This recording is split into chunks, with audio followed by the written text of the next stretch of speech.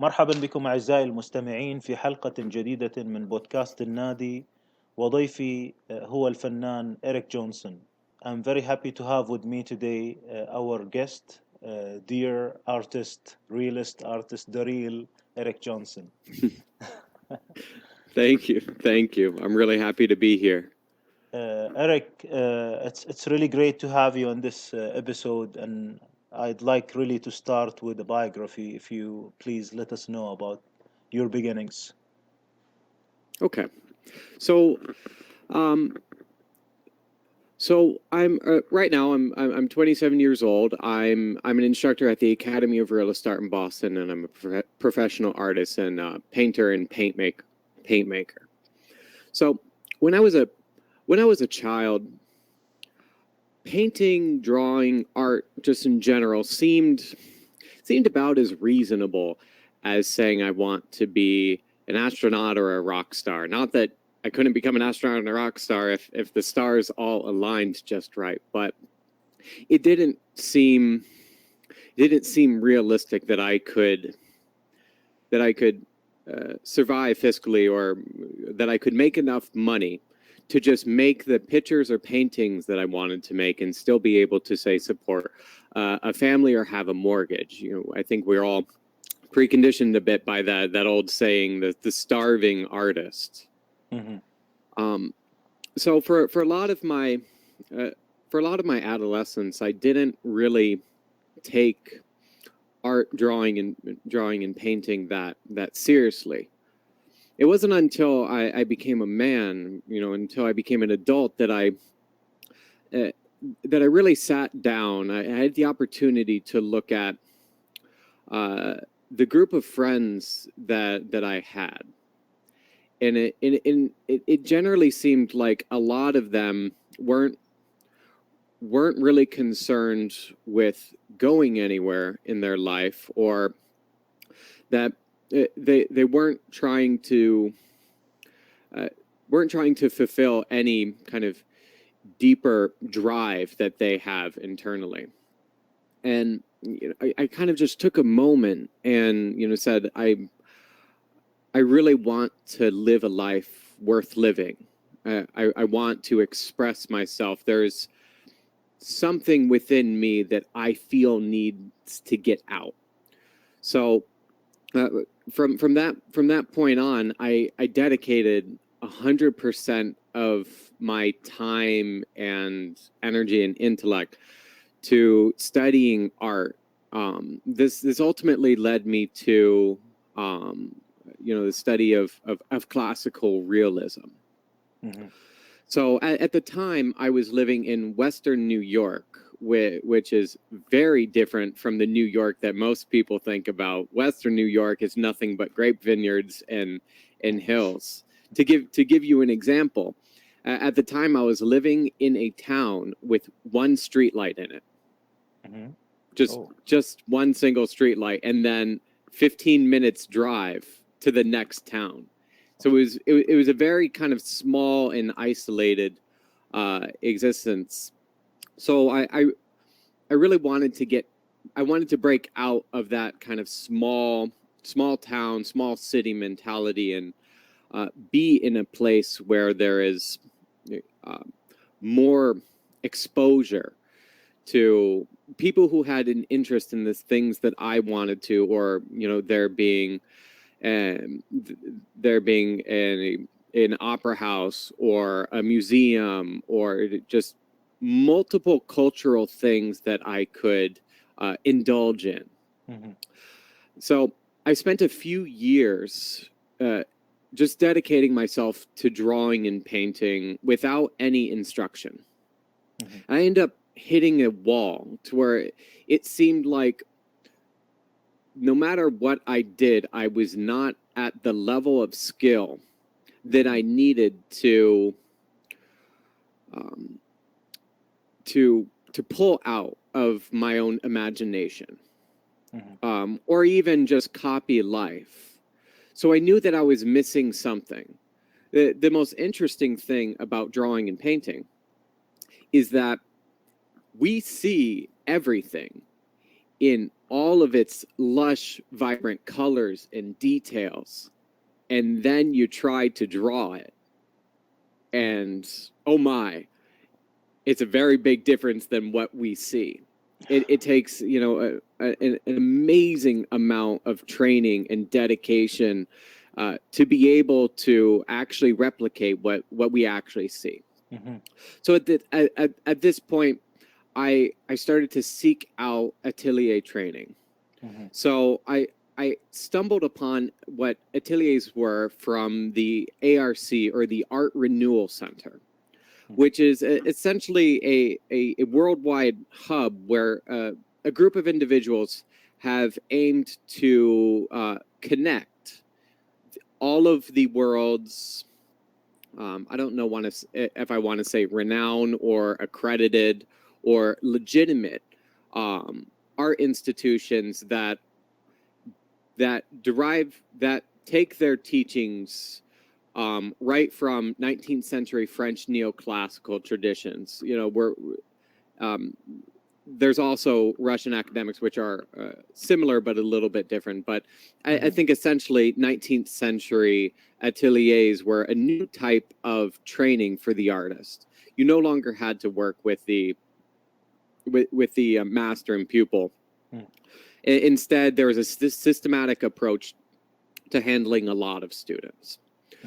So I started seeking out atelier training, and I had a few options. I really wanted to go to Florence, because who doesn't want to learn classical painting in Italy? Yeah. It was far beyond my price budget. So that was up there. I had three top schools that I wanted to go to. It was Florence Academy, Florence or Angel Academy, both in Florence. Grand Central Academy in New York City, and then the Academy of Realist Art in Boston. So what I did was I applied to Grand Central Academy, and then I noticed that there was a scholarship application for the Boston Academy of Realist Art. So I applied to both. Within a few months, I get an email from Grand Central Academy, and they say, you know, the instructors would like to invite you for an interview. And boy, was I excited. I had never been to New York City at that time. And it was, at the time, I was still a pretty young man. I was, I think, 20 years old. My car had broken down, so I ended up taking a bus all the way to New York City, which is about 6 or 7 hours on the bus. Wow. You know, and I was terribly excited. So I get to New York City for the first time, and I think everybody has that. Everybody who's been to New York City for their first time has that experience of, whoa, this is nothing like what I thought it was going to be, but it's still a whole lot of I don't know what this is. I was staying in, South Brooklyn.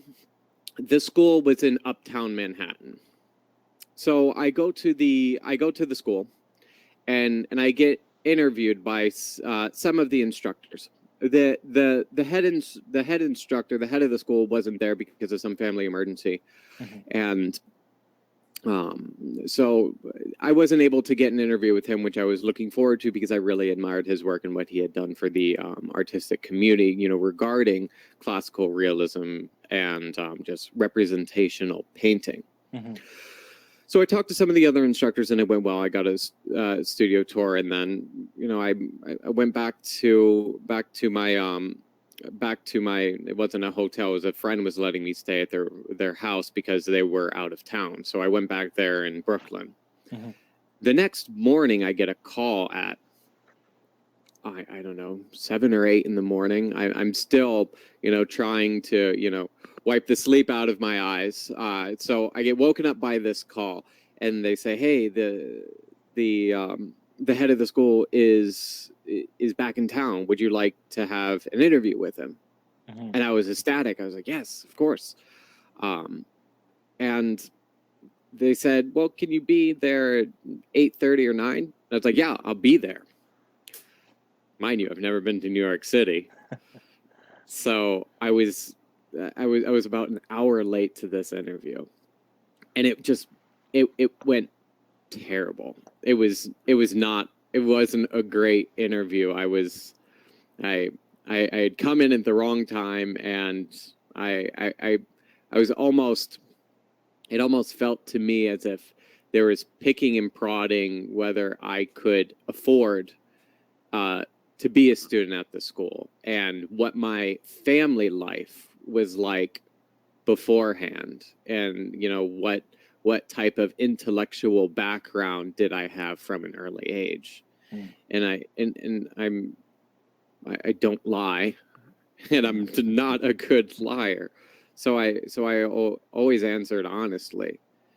And at the end of the interview, he said to me, "Well, I don't. I've come to the conclusion that you've come from a pretty disorganized background, and I don't think that this field is for everybody. So you should probably go to a normal college. That way you could, pay for a mortgage or have a family or something." And I respectfully said, thank you. I really appreciate your time. I really admire your work, and I look forward to proving you wrong and seeing you again. And I go back to Western New York a little disheartened, but still on the path that I was. The the catch is, on my way to that interview, I got an email from Julie Beck, who is the assistant director of the Academy of Realist Art, and she let me know that I was the recipient of the 1-year full scholarship for the Academy of Realist Art in Boston.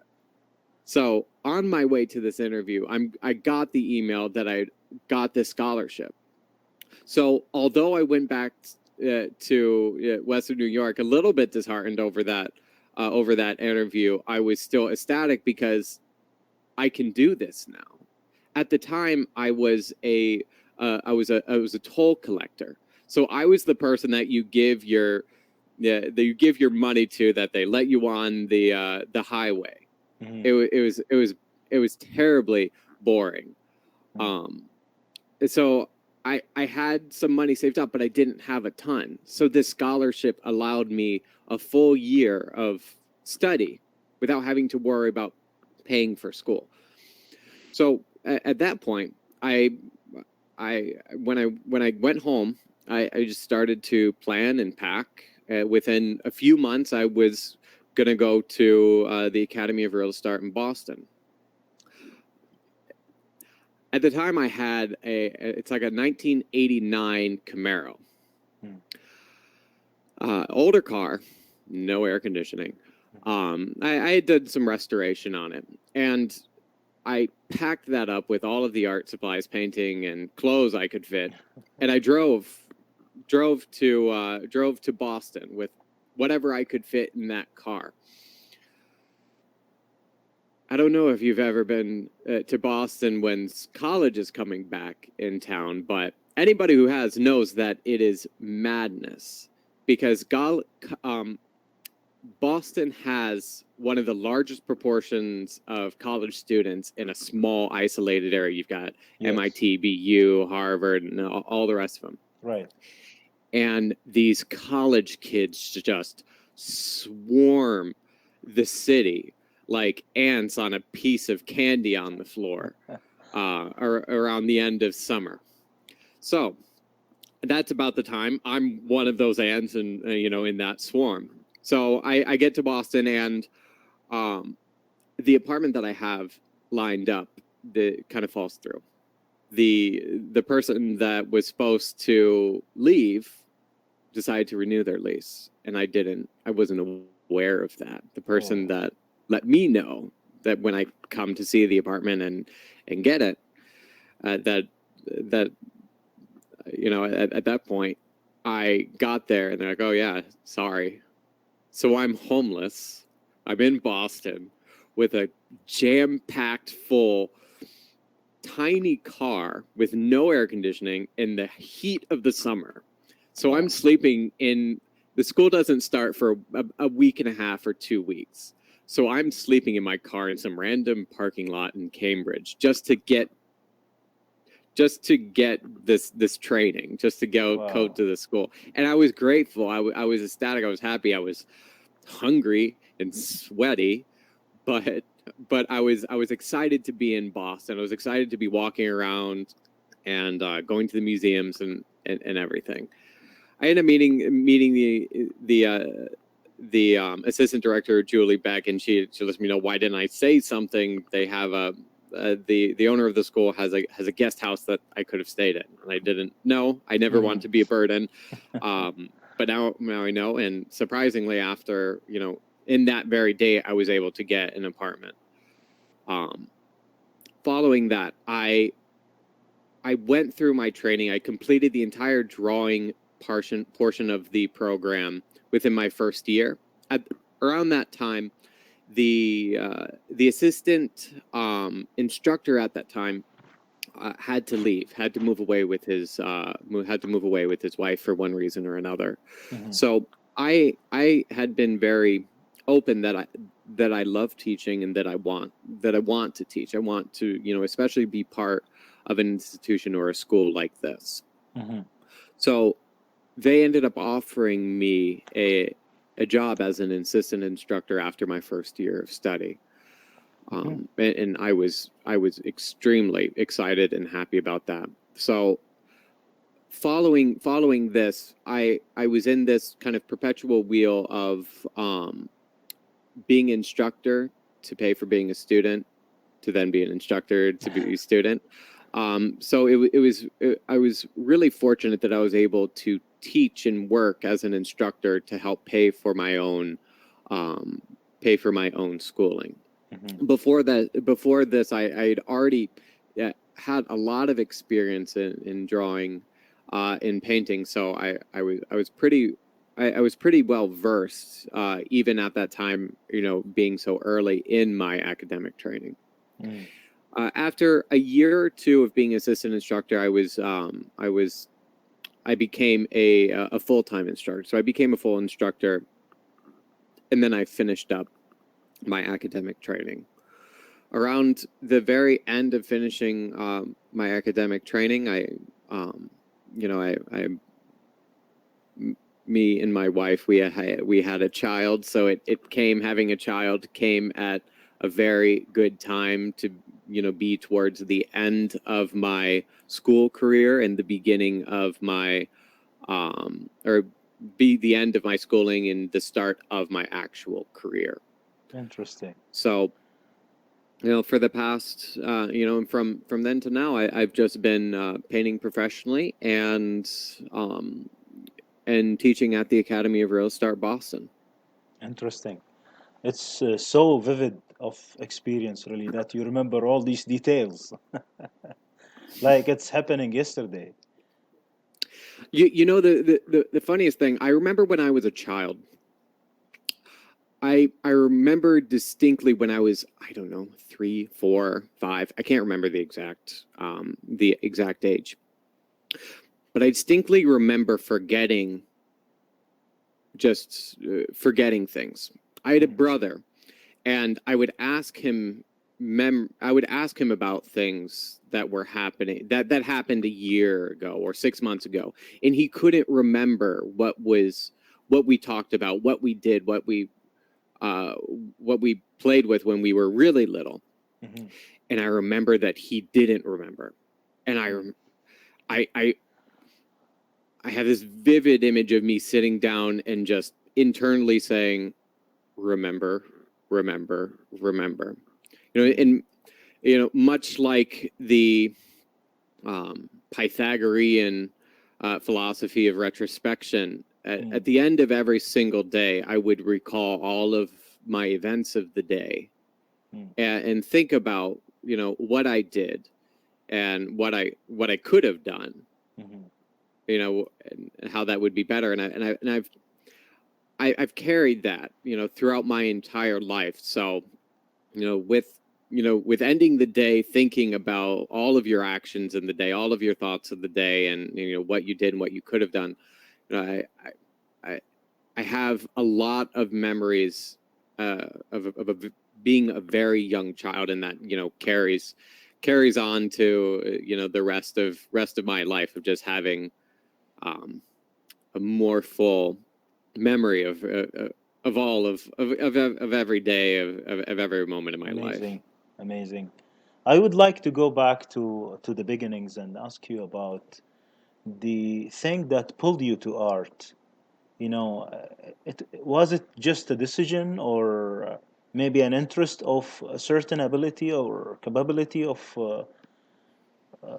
art, and you were alert from what you have described to the difficulty of seeing things vividly and translating them into, let's say, a canvas or a piece of paper, or with colors and details and light and so on, which needs a lot of training. So I'd like to just discuss this point. So, as in my young adolescence, I never was drawing, and drawing always seemed amazing to me. Mm-hmm. I couldn't figure out what it was, but for me it was drawing or painting. It wasn't music, wasn't as didn't work with me like it works with you. Mm-hmm. Um when I became closer to an adult, it's a hard feeling to describe, but I felt more of kind of like a divine pull. Mm-hmm.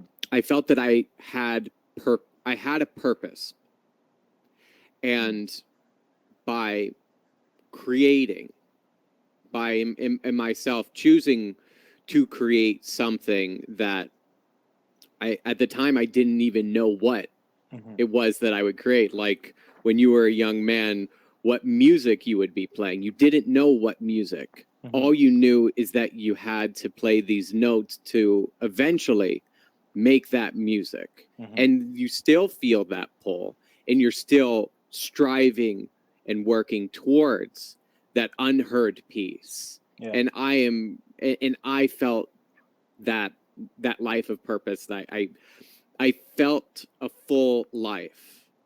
And it's a hard thing to describe, but I knew that painting and drawing was how I get there. It's how I express those things that are in their own right ineffable.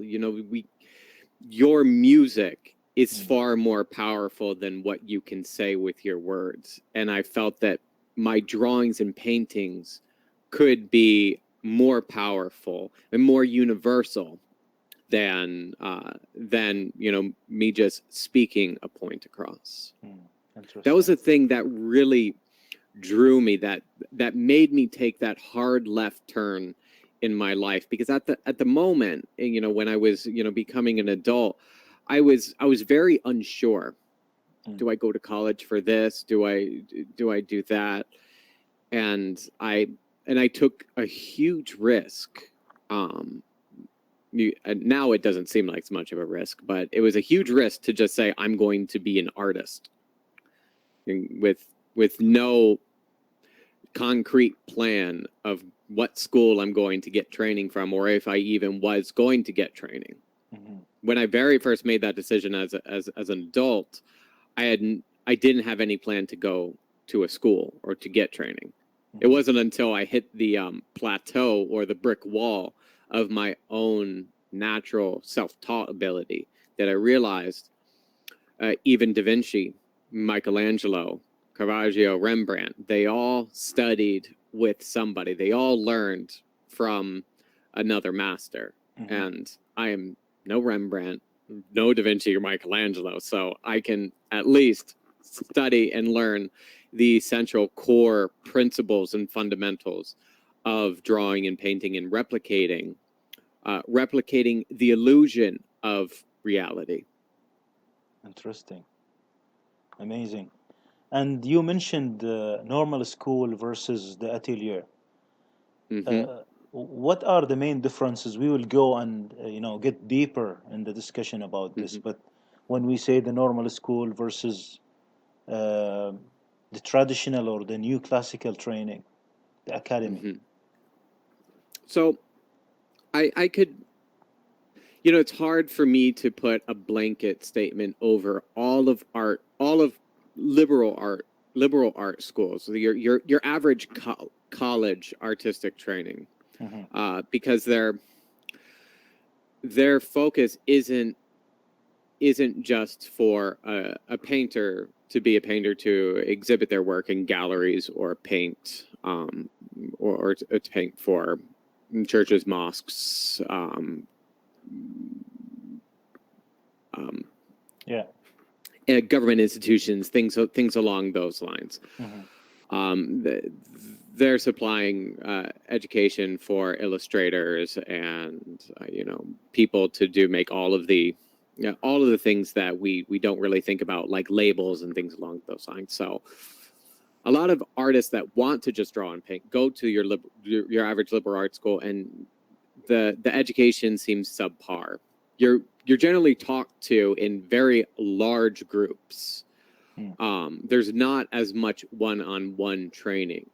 So from my experience, it seems to me that there's also the remnants of the kind of abstract expressionists still in your general or average liberal arts education, to where they're teaching students to draw or paint with their feelings before giving them the solid foundation. In the same way that an architect can't build your house with his feelings, he has to build it with all of the structural integrity and math of what works. Mm-hmm. So once the architect knows that, then they can branch out and make all of the amazing architecture in the cathedrals, mosques, and just old buildings that we see, just really exceptional craftsmanship in architecture, but it all comes from the base principles and foundation. So the difference between that and the atelier is more of a one-on-one training, where the goal is not to have you make a pretty piece of art, and it's also not to have you express anything at the beginning. It's more equivalent to a music training, where when you learn to play any instrument, you're taught the scales, you're taught how to hold the instrument, you're taught your posture and how your breath, or how tight to hold things. Yeah. The same thing with atelier training is we teach the students how to handle the materials, how to sharpen their pencils, how to create homogeneous flat tones, and all of the essential optical illusions that go into making a drawing or painting seem to be three-dimensional or have an effect of light that is believable. So in the atelier training, there's a systematic approach. This starts with copying from the flat, which is pretty much copying from a lithograph or a photo, if you will. So when doing this, the student learns to copy sight size, which is a measurement system that is at a 1-to-1 ratio. So however large your picture will be exactly how large your drawing is, and those images are put side by side to each other. That way, the student can learn the essentials of observational training. So the student learns to flick their eyes back and forth, and very similar to a flip book cartoon. You know, when you would take a stack of paper and you would draw a little shape and then you flip through it, the image seems to animate. Yes. The student learns the same thing when they flick their eyes back and forth and look at two very similar images. When there's a deficiency or when there's a difference, it will seem to animate or move, because when you look quickly, or when you look quickly back and forth, the image that you saw first dissolves away quickly, but slow at the same time. So when you flick your eyes very quickly back and forth, you actually drag the image or the picture over to your drawing, and then the drawing over to the picture. Mm-hmm. And that becomes a really essential tool for the artists trying to replicate the proportional accuracy of whatever they see. Mm-hmm. So the artist goes through, that first part of their training where they're essentially learning how to copy from the flat. Then they move on to doing cast drawing or cast painting, where they copy from three-dimensional reality, still at a 1-to-1 ratio. But as you can imagine, the perspective on an object when you walk around a room changes. As you get closer to it, you can see into a bowl more than when you're standing, 10 or 15 feet back. Yeah. So all of the observations are taken from a single vantage point, and then they're copying that from life. But all of those observations need to be taken from a distance. Mm-hmm. Going forward, the assignments become more and more complex, meaning the light structure or the variety of color, and the type of assignment, what paints, what colors are you allowed to use, not to mention drawing and painting from the live figure, which offers its own set of challenges, because you are copying from a living, breathing human being. Mm-hmm. So that movement becomes very difficult to track and to replicate. So with that, you have to learn a lot about the anatomy in an artistic manner. Mm-hmm. Meanwhile, getting down to the root of, the archetype of what is a figure, human figure. Mm-hmm. Because the figure's moving, so Yeah. you need to figure out what really is the figure, and making sure that every piece is working together, and that no piece seems too subordinate to the others. Mm-hmm. So Interesting. that's the main, if I were to say the main difference that I see from my perspective, to the best of my knowledge, that would be the big difference between your average liberal arts education and atelier training. It's not to say that there's not other schools with liberal arts training who have, exceptional artistic training, especially in a representational manner. But I think on the average and the whole, it's just two different philosophies of teaching a student to express themselves. One starts by forcing the student to express themselves in the beginning. Mm-hmm. The other focuses on creating the fundamental skills. Mm-hmm. That way, the student or artist could project or do any of that expression beautifully, masterfully. Great. So let's focus on the point of duration. How long did it take you, for example, or an average learner from this type or the normal liberal arts or universities? My atelier training took 5 years, 6 days a week, 16 hours a day. It was a lot. Yeah. And very focused, maybe, yeah? Very focused. Very, very focused. Very focused. It's hard to put a timestamp on it, because it is such individualized training. Each student moves at their own pace. And students come in at all different skill levels. So I think it could be 3 years for one person. It could be 5 years for another. It could be 8 years for another to complete the entire program, at least for our program, because there is a very lot of assignments, and we prioritize the illusion more so than the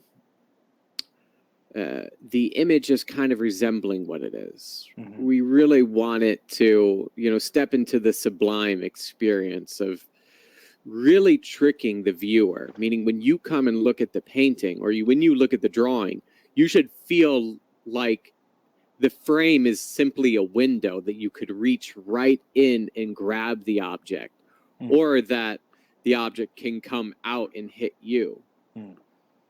So with that, we personally at our school, we render things at a pretty high level. Other schools don't render things quite as high. So those schools, generally, well, you as a student would be able to go through them a little bit faster. Interesting. So, talking about the time, we talked about 16 hours a day for 6 days in a week, going for 5 years. That's an average, let's say. Compared to the other, modern universities for art, where they study a lot of subjects and they start and express yourself, then the skill set can come later, or maybe do something about your skill set. And these are some differences, right? At the same time, we'd like to see how different is, for example, your school from the other similar atelier schools. Are there different systems? Do they have like a method book or a program to cover, or everybody has his own? So in the 19th century in Paris, there was more. It seems that there was more schools, more ateliers, than there were art students for France alone. So artists would come from around the world, from Australia, from the United States, from Africa, Asia, India, and Russia, to get this academic training in Paris at the turn of the century, 19th to the 20th century. Each of those schools had a slightly different process, but the core fundamentals were the same. More often than not, the student would learn to copy from the flat, then they would copy from life, then they would move to still life painting, and there would be an ascending order from copying from flat to life, and to going from drawing to painting. That is generally true of 90% of all the ateliers that I know of.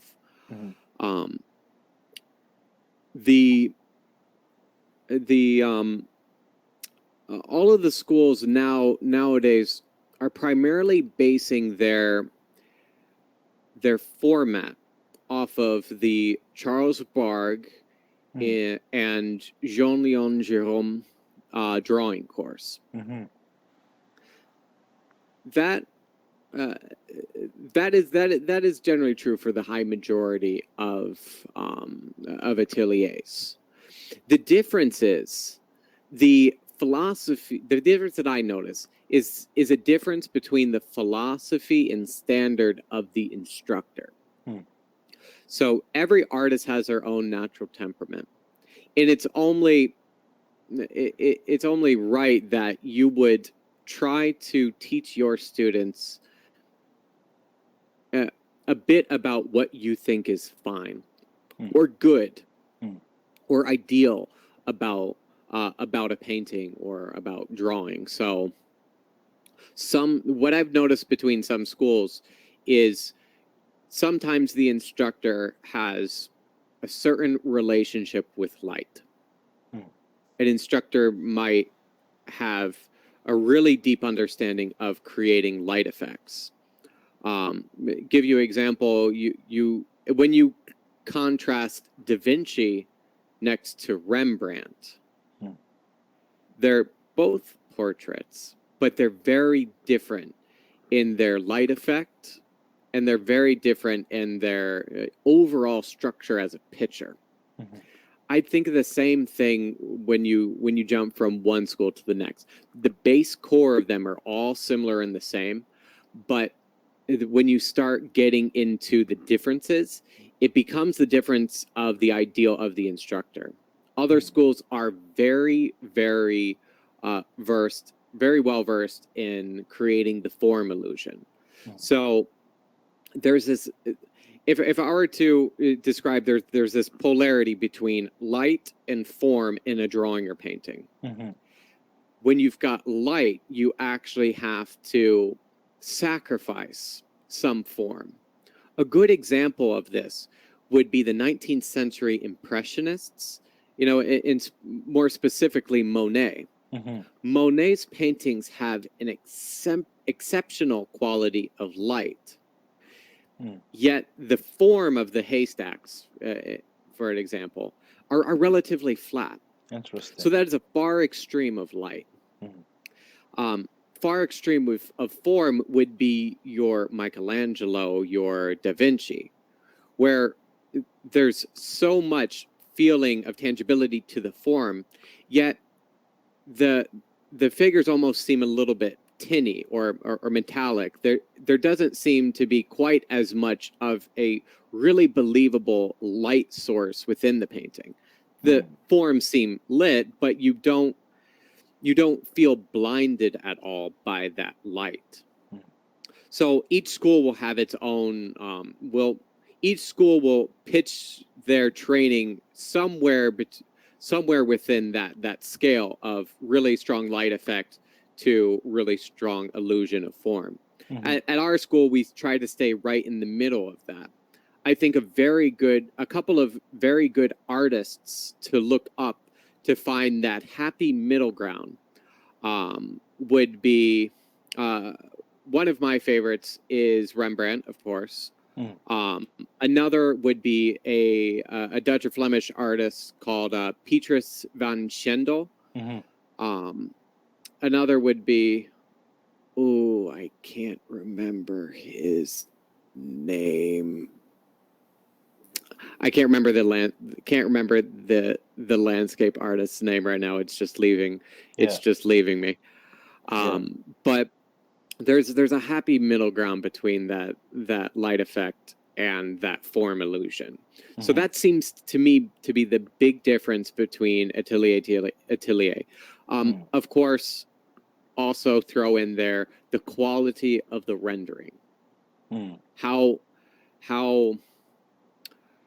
plastic, what level of plasticity the rendering has. How tight is it? How realistic is it in regards to how seamless or polished or porcelain like the rendering is. It's not to say a loosely painted a work or a loosely drawn work can't be realistic, because Rembrandt in particular shows us that you can paint extremely loose yet still have a very realistic effective form and light.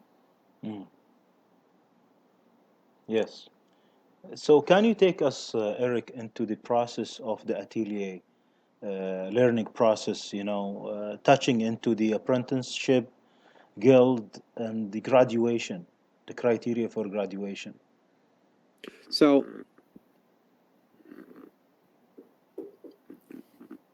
at our school, and I'll try to speak generally for others because I haven't been a student at others. I've only known the instructors and seen the students work and see what they put online. So I'll try to not speak for schools that I'm completely unaware of, but I can speak really well for my own. So we have a set of assignments. Each of them challenge a student in a specific way. So every student becomes the in a way, apprentice of the group of instructors. So at our school, we have about 6 instructors. We have 3 floors of a large brick building. Mm-hmm. As you, we have a figure room on the very first floor, but then as you move up each floor, you pretty much advance in the program as well. So we've got beginner students on the bottom floor. We have the most advanced students and instructors in their studios on the top or the upper floors. Interesting. So every single assignment is aimed to challenge the student in some sort of way. So the very first assignments are really challenging their observational training and teaching them the core fundamentals of drawing, primarily. So if the student struggles, especially struggles in any assignment, they're forced in a way to repeat it, because there's no sense in moving on until that lesson was really learned and just sinks in. Mm-hmm. If I could generalize the assignments and their principles or the lessons learned, the first barg drawings, which is when you'd copy from the flat from 1 to 1, you learn how to not only copy from an image to get all of the angles and proportionals to be accurate, but you also learn some fundamentals about creating that illusion.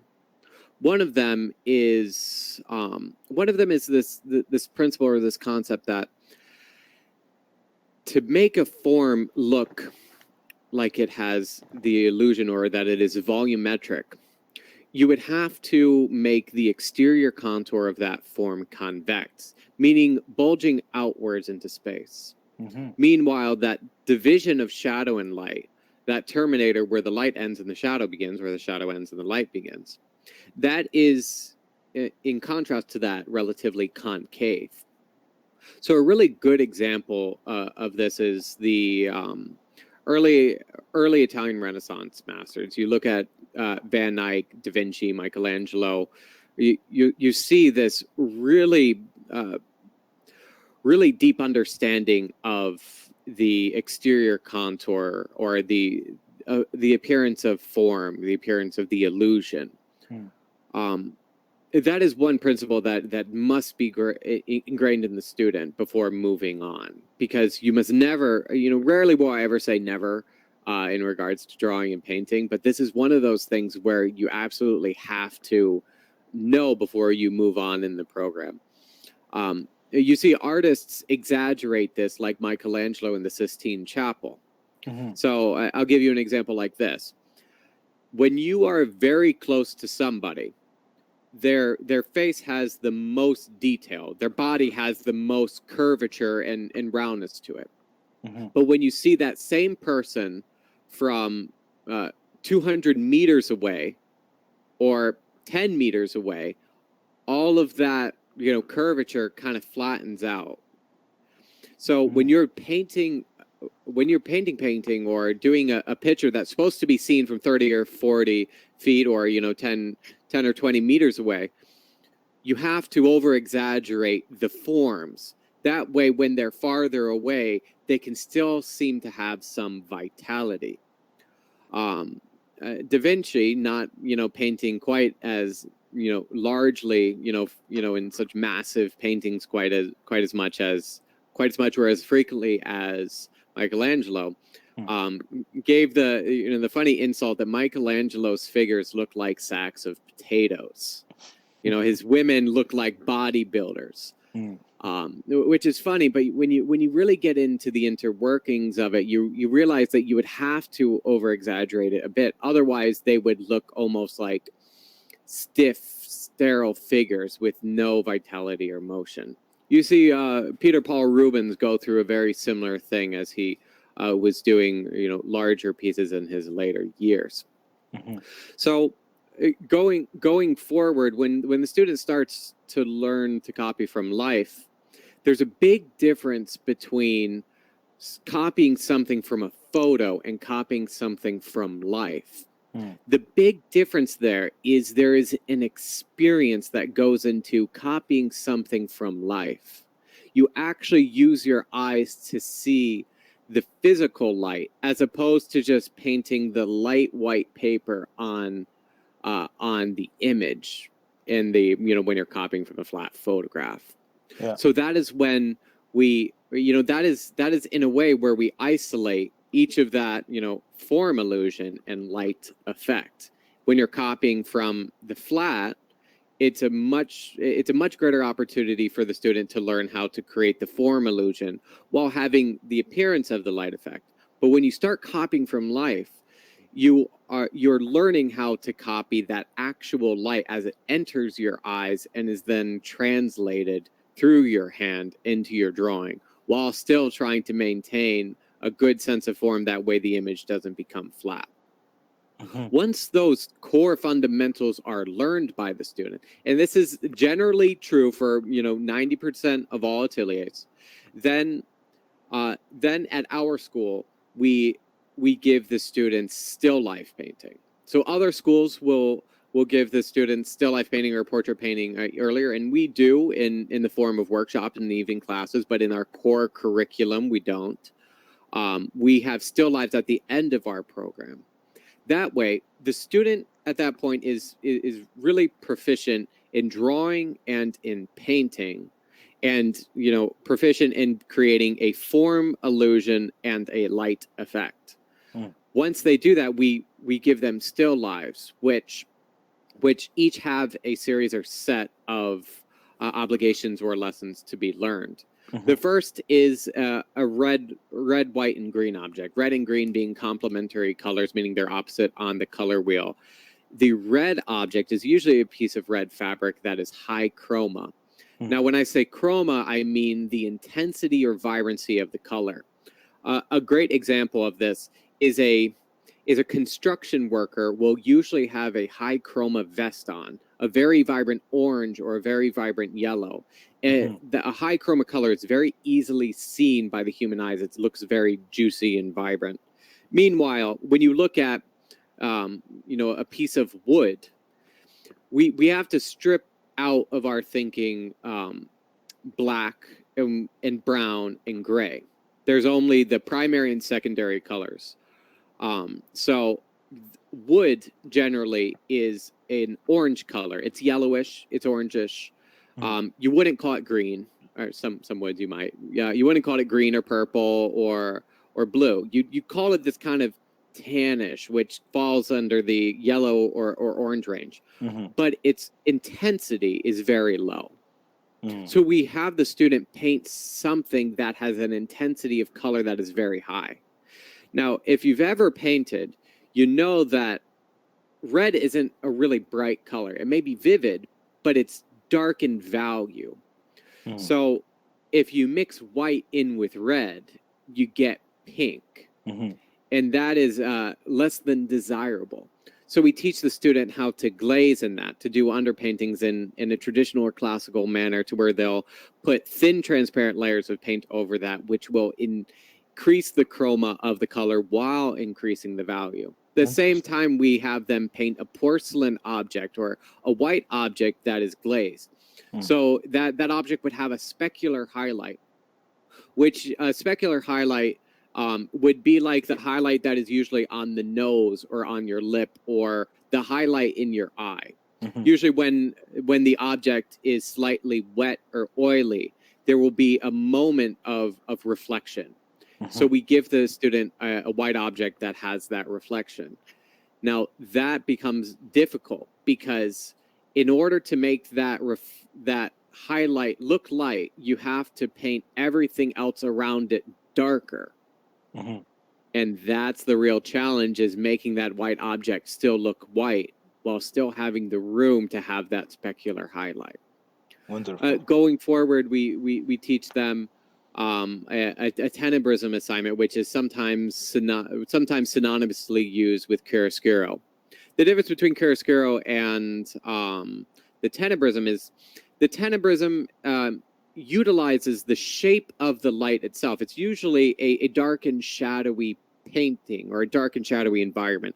Think of a Caravaggio, where you've got a dark environment, but you've got this grouping of figures or this grouping of objects that create a large arabesque of a large shape that is pretty much illuminated. The same thing in the tenebrism assignment that we do with the still life is we force the student to then use the light and the shape of the light actually as a compositional element, as if it were another object. We also teach them an assignment which we call the perishables assignment, where you paint something that's going to rot, essentially. A peony, a grape, a peach, whatever it is, something that's going to have to get constantly replaced. And that gets to that kind of archetype, like I was talking to, of the human figure. You then have to replace the rose. You have to replace the peony or the tulip or peach over and over and over. So each one is going to be different, but you need to understand and you need to get to the root of what is a grape, what is a peach, and paint that in a believable way. After that, we have the final assignment, which is pretty much an exposition by the student to do everything by themselves, to compose their own still life, to take all of the information and to prove to the instructors that they're competent or have a thorough understanding of all of these effects and illusions and can pretty much stand on their own without any instruction. There's a series of figure assignments which are very kind of analogous to the general philosophy that I also illustrated. That would be the not so short version of what I really what like goes it. into Yeah, I really what like it goes very much. into graduating. Yeah, I really like it very much. And in this case, what is the criteria for graduation, Eric? If they are able to do all of these with the way that the guild, in this case, instructors, right, will be happy about the results.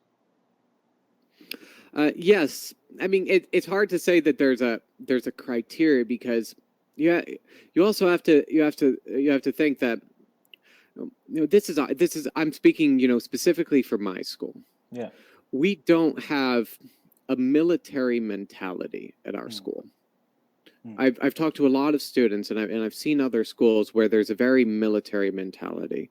There's a sense of competition among the students, not in a healthy manner. Kind of a almost like a conniving competition. And the instructors seem to break the students down and rebuild them from the start, in the same way that the military would break down the soldier to build them up. Our school doesn't really have that mentality from the get-go. We create more of a genuine relationship with our students, and that's one of the things that I think makes our school unique, and why I love our school, is because we as instructors genuinely care about our students, not only about what assignments they're doing, but where they're going to go in the future, or why they were studying with us in the first place. So by the time you get to that end, you have to think you've essentially made a friend. You've made an acquaintance over the past 4 or 5 years. So at that point, imagine your coworkers or the people that you work with. You've known them for many years. You know what type of humor they like. You know what music they like. You know them well. Yeah. So at that point, there's the entire relationship to consider. Not only not only just a base criteria for the completion of the assignment, that they could do it by themselves for the most part with very minimal instruction, but also, did they achieve did they achieve everything that they needed to be self-sufficient for their own skill set or for their own set of goals for seeking out that training in the first place. That is kind of our criteria. It's making sure that they got what they needed out of their training, more so than having this criteria or standard of what the painting must look like for every single student. Nor, I see some schools just pass. It almost is a revolving door. If you're on assignment, for X amount of days or months, and then it's passed, and you move to the next one. So they just keep pushing students through the program. We don't. We at our school, we actually steer away from that. Our goal is not to have a lot of people graduate. Of course, that is the goal, to have a lot of people graduate. Yeah. But our real goal is to teach you and to make sure that you get all of the training, all of the knowledge and experience that you need, or that we feel as a collective body of instructors. Now, not everybody is ready for that. Most people are not, at least most Americans, are not always willing to do that work, to not take the shortcut, to not take the faster way. A lot of people want to take that faster way. A lot of people are looking for the shortcut, or how they can do the same thing in half the amount of time, especially among American culture. We try our best to not cater to that mentality, that there's no sense in moving you on to the next assignment when you have not mastered the one that you're on right now. So everything is in ascending order, leading towards the final assignments, where you pretty much illustrate that you can do it completely void of teaching, and at that point you don't need us anymore, and you go out in the world and do your thing. Yeah. Wow. Now, on this point, Eric, what about the experience of a journeyman, where projects get started to be assigned to a student, or maybe we expose them to the external world to start having real work or assignments, or maybe any commissions. I'm trying to compare the older system with what's happening today, with successful schools like yours.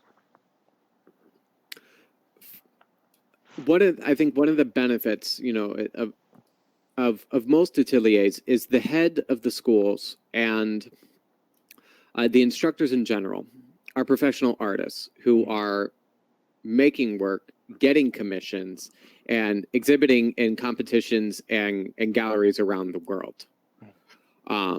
Speaking for our school, we have gallery owners come and give lectures, and have gallery owners speak to the body of our students to get them acquainted with what is the perspective, not only from us, the instructors, in our relationships with galleries, but what is the perspective of what an actual gallery owner that is selling for high amounts, what are they looking for?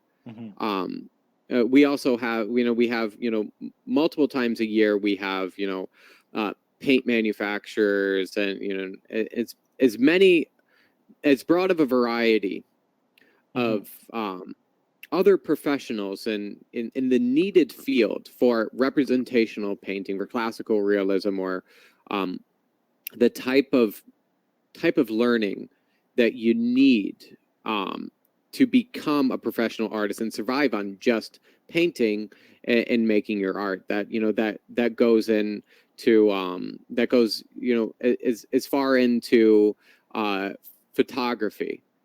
You can do beautiful paintings, but if you don't have the money to pay to have them professionally scanned or photographed, you need to know how to do it yourself. So we teach the students how to photograph their work, how to build a web page, how to market, on, both social media and in different other avenues, locally and internationally or nationally.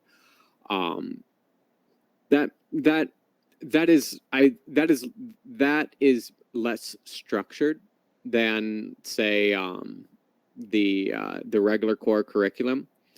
But at every opportunity that the instructors, at least for our school, have to share insight about the things that go into getting commissions and getting commissions, how to do them, and those kind of unseen things like marketing, taking care of your taxes, and categorizing and documenting all of your expenses, things along those lines, to be in this as a profession, because you're your own boss.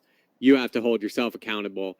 And one of the most scary things is when the tax man comes knocking, that you don't have a lot of unclaimed taxes from sold paintings, things along those lines, that you're treating yourself as a business, as just an artist who's hoping to make it by selling paintings or doing commissions. I'm a really big advocate. Philosophy is very important in my life, and I think that painting in a way becomes a microcosm of your own personal philosophy. And regarding commissions,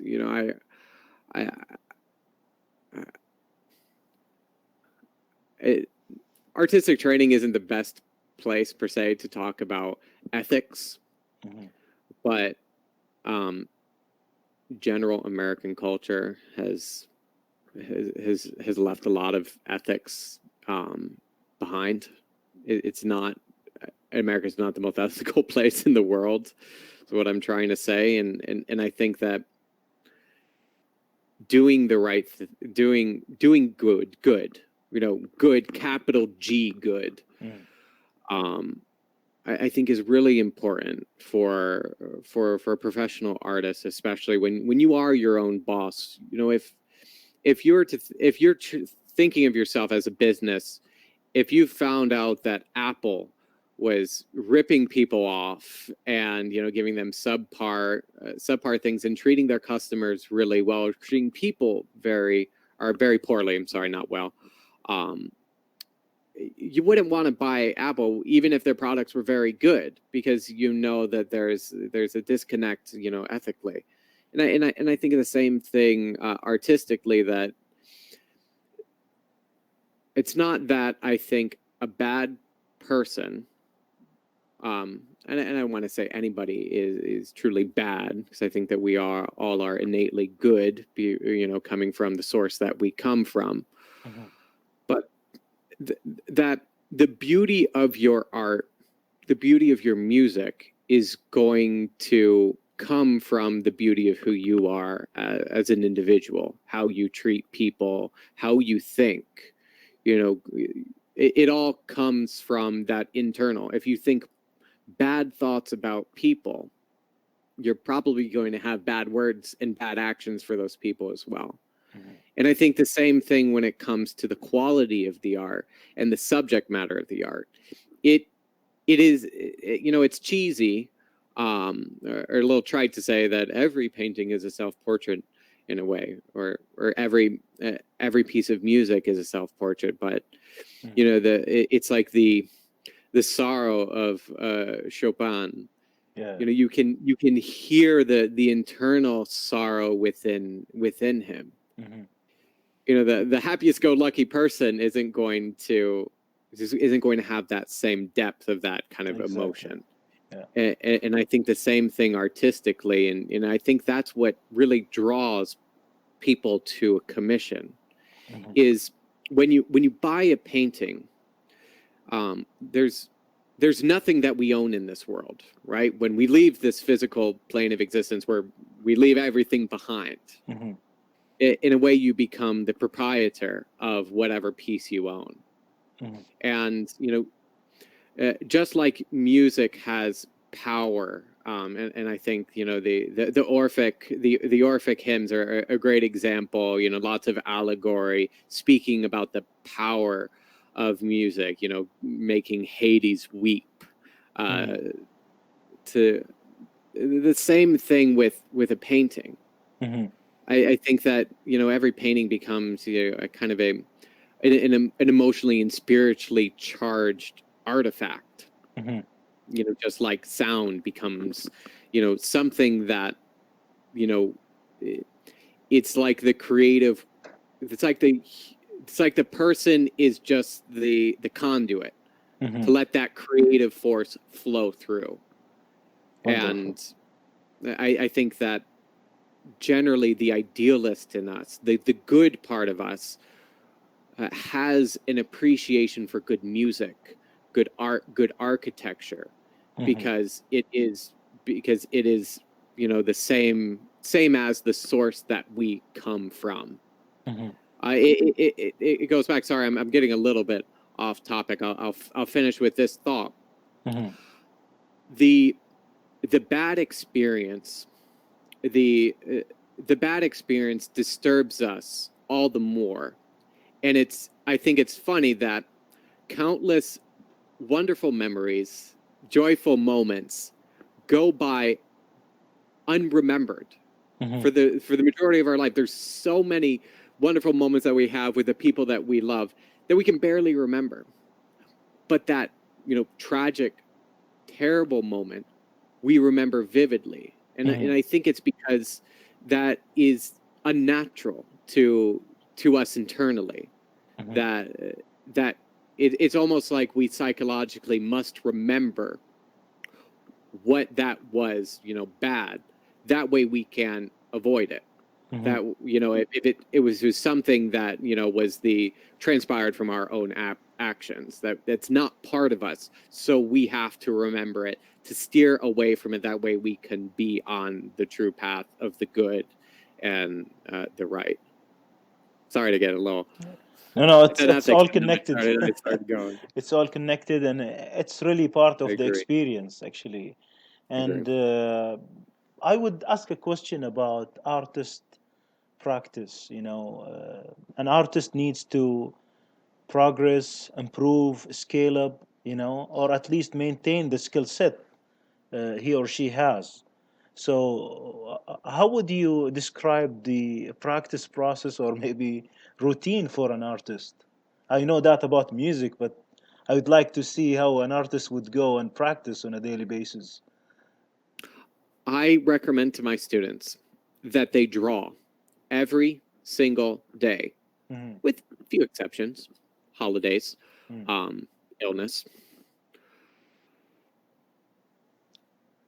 I I'm a little I'm a little abrasive at times for my students. I tell them if there's I ask them, are you struggling with drawing at all? And like, yeah, I really need to work at it. And then I ask them, do you draw every single day? And they say, well, I draw every now and then. I just tell them that I don't feel that bad for them. Yeah. If you stop playing, if you play once a week, once a month, you're never going to be as good as you are when you practice every single day. Yeah. So I draw and paint every single day without failure, with the exceptions, holidays, Mm-hmm. illness. I have an obligation. I mean, I love to do it, which makes it that much better. If you Yeah. don't love to do it, it makes it very difficult to do. Yeah. And that's one of the things that separates the mediocre from the good and the good from the great, is how dedicated are you? That kind of goes back to what I was saying is, there's also a dedication to your craft, and why, where are you going with it? So I can only speak for myself, because every artist's practice is different. But a lot of the higher artists that I know, draw or paint every single day.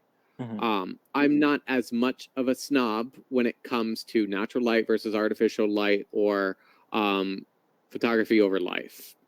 There are certain commissions that you might have to do from photography, and that's fine. You see, every single artist throughout history used the best technology of their time. An example is Vermeer using the camera obscura to get the general outline of his paintings. That is what it is. But I think the main thing is creating daily. I rarely let a day pass where I have not drawn or paint. I'm one step from being the James Bond of artists with my sketchbooks. I've got one in the bedroom. I've got one at the dinner table. I've got one. I've got one around every corner in my bag. You know, I'm one short of having one taped to the bottom of my desk right now to whip it out whenever I need it. I leave myself no excuse not to. Not to mention it's enjoyable for me, and I try for my students to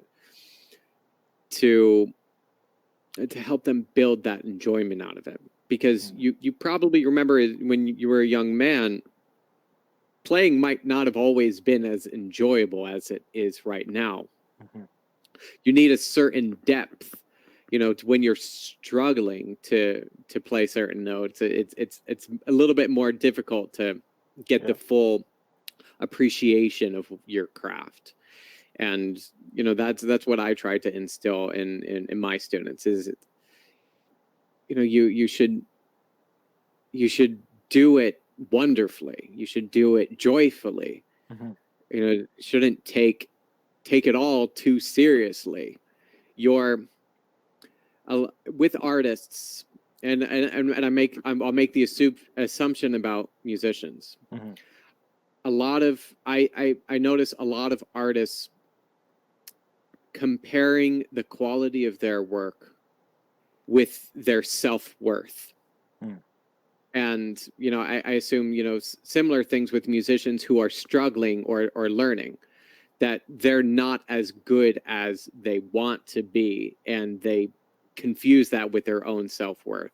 Right. And that is one of the things that I'm constantly trying to break down and break students away from, is that these are very, you know, vulnerable crafts in a way, but your self-worth is your self-worth you already have.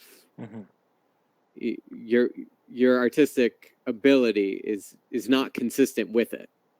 You're bringing your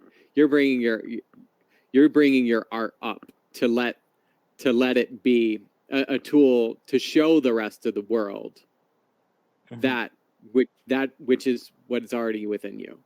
Yeah, I think with the practice and the way you described, the artist will be in very close confluence with the imagined value rather than just staying in one place and doing the judgment. You know, the more results we see, we get driven by to practice more and then achieve more and become of more value, right? Exactly. Yeah. Eric, what other resources would be needed to make a well-round artist, things that will nurture him, but at the same time won't be, you know, something that would deviate or maybe bring some noise or distraction from being what the artist wants to be?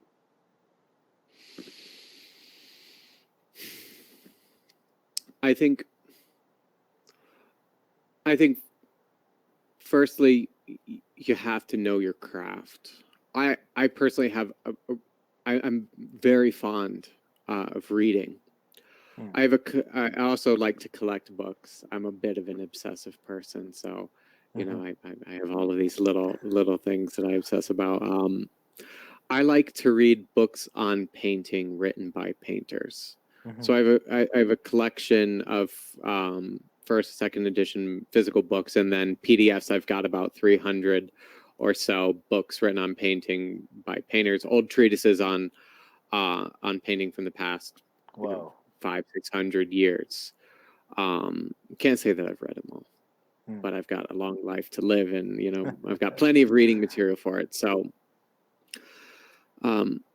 it seemed to me that the further back you get, when you talk about treatises on picture making, art, drawing and painting, you have more and more philosophy kind of woven into that reading. So I think for me personally, it's a combination of reading the words, reading words from actual other artists.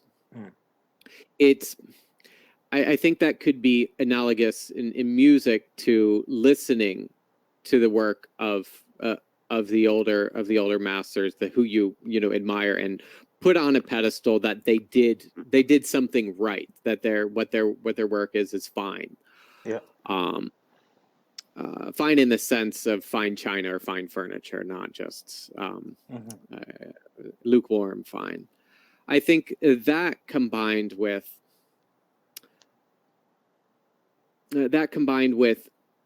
contemporary artists who you think transcend the mundane of the craft.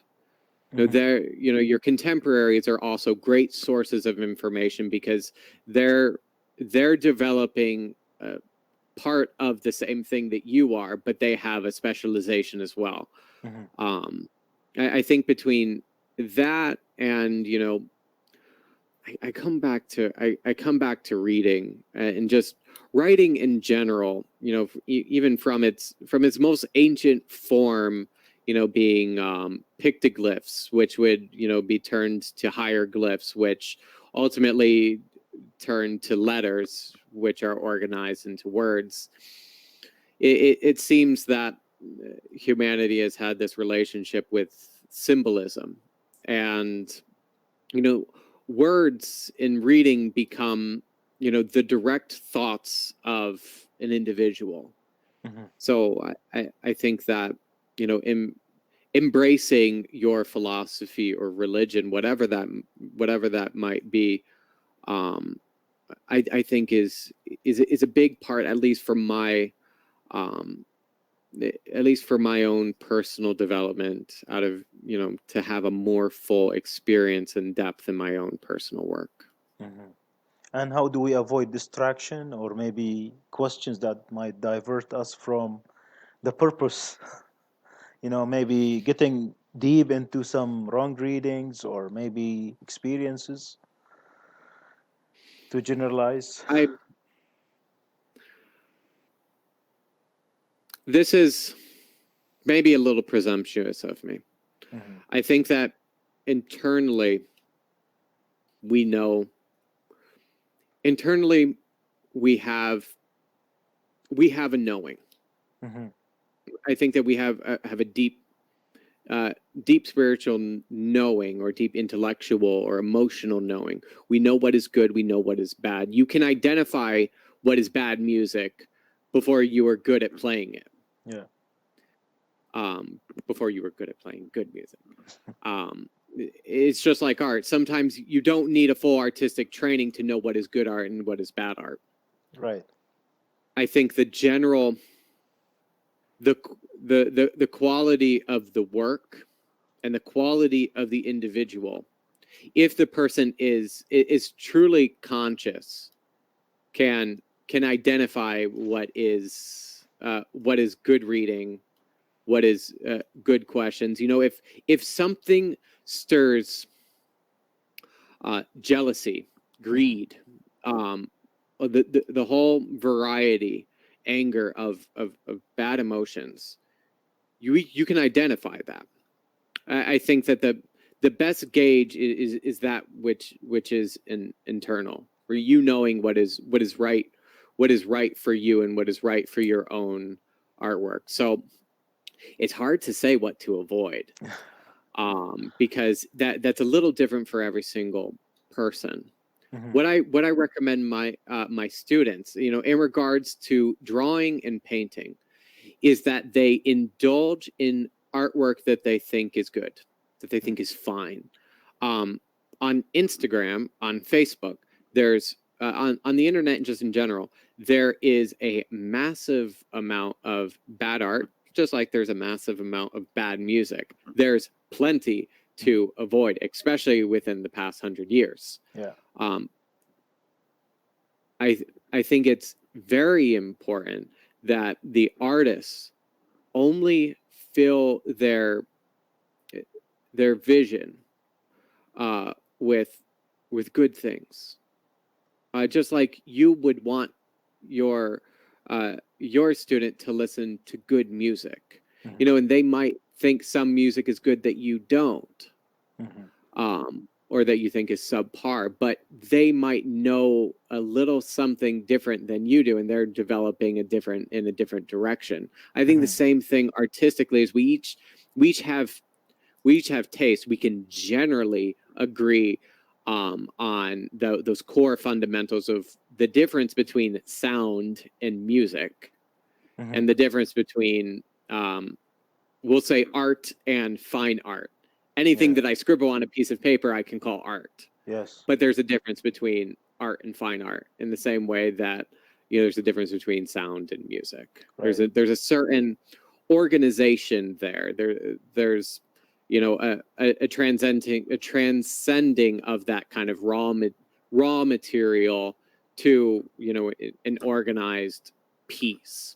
And I think that internally we know what is good and we know what is bad. Of course, our taste is always growing and always developing, but I personally think that my emotional or psychological responses to things give me personally a clue as to what is good and what is bad. Other than that, you know, just plain experience. You know, plain experience with your craft, because if you're learning to do, you can know that doing your scales, you know, and value scales in art or musical scales, you know that that's the right thing for you to do. But if you're doing them wrong, you need enough experience, or you need one of those contemporaries to guide you into letting you know what is and isn't working about it. Yeah. That's my own. That's kind of my own personal compass when it comes to those things. And other than these things, maybe in reading itself, we have novels, we have poetry, philosophy. These are all things that are a bit external in the diameter of our interest. Yeah. What is the selection process? I know you are reading about many subjects and you have very great thoughts that really get solid by time from our discussions. From the outsider diameter, what picks could be a wiser one? Like, which novel would you pick? Which piece of writing, or maybe some kind of documentary or a movie? One of my favorites is Dante Alighieri's Divine Comedy. That is one of my favorites. Not for, you know, not only for the beautiful format of it, but of the entire story, the thoughts behind the story, that humanity, you know, might start from. You know, if you think of the Divine Comedy, if you're familiar, Dante and Virgil being a poet, a Grecian poet who wrote the Aeneid, which is kind of analogous to Homer's. I'm sorry, Homer's Odyssey. The thought was that Dante finds himself, you know, in this deep sleep, and then he ascends, you know, he ascends through all of the rings of hell and into purgatory and into paradise or heaven. Right. There's a certain mathematics to the cantos or the epic poem. The it in a way becomes an analogy of humanity's growth, which is kind of a microcosm of our personal growth. That we start in an infancy, and we start this life without the experience, and we're not as good as we might be at the end when we've had that fullness of that life experience. Yeah. And that's kind of what Dante goes through as he sees all of the the damned souls in hell or the inferno, and then seeing them purging their sins in purgatory, and then finally reaching heaven, and heaven being arranged in the format of a flower, while hell is arranged in concentric rings going downwards. So that heaven and hell are pretty much like, it's almost like a cone type of format. Dante goes through the bottom of hell and then comes out to go upwards. And there's something about that really has really always spoken to me, and really just continued. I've continued to get an appreciation for as I've aged and as I've had more and more life experience. So when I was younger, I really didn't have much appreciation for the paradise part of the Inferno. I had much more of an appreciation for the paradise portion of the Divine Comedy. I had much more appreciation for the Inferno and Purgatory, and I think it's only right that as I do age and as I do become more, I have a greater understanding and appreciation of the good, capital G good, that that underlying in all of this reality that we are kind of taking part in together as a collective. That to me, that's a very personal thing. But I think the thing that makes certain reading or literature best is when we read it again and discover something more about ourselves. In a way, we can read it at every single stage or every 10 years of our life, and we will get a completely different appreciation and interpretation out of it. And that's what I think, for me, separates lukewarm literature from the good and the great. Interesting. Going back to this kind of genre of art, Eric, how could it survive? I see it now dominating, Instagram and being everywhere after all these years of photography, cinema, going with the abstract art, modern art, conceptual art, all of these things, Is this an exaggeration I have, or is it really the reality? I wouldn't. This once again might be a little presumptuous, but it almost seems like we are on the edge of a second Renaissance art, at least. This type of art, realism, representational art, pretty much took a hiatus for close to 100 years. Now, before the 20th century, movements in art were around 100 to 150 years long.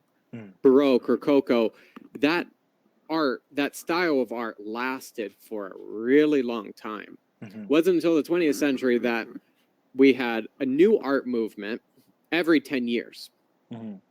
Now, this type of art, realism, I don't think it's an exaggeration, because every day there's new ateliers, there's new schools, there's the information is becoming more and more widely available to let the general public be educated on the matter. I think that an analogy that I like to use is you as a collective body, the world, all of humanity in the world. Have you ever bought anything from IKEA? Yes, I did. I think most of There, us. there's a certain point where you just want a better piece of furniture, right? It does the job, but it's not lasting. Right. Now, art, painting, drawing was moving in a direction through all of our history, and then World War I and World War II happened, and it's almost like those wars shook the world and changed art.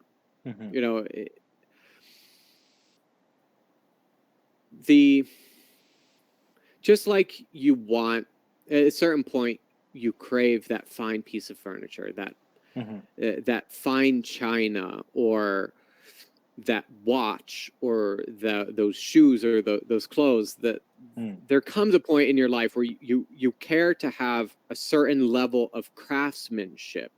You care to indulge in a certain level of craftsmanship or quality, whether it be music or something material. I think the same thing with art, and I think as a world, we have been deprived of. I don't want to say that abstract art isn't good, but it's a different type of art. Through all of our history, our art has been moving in this kind of direction towards that idealistic, reality based.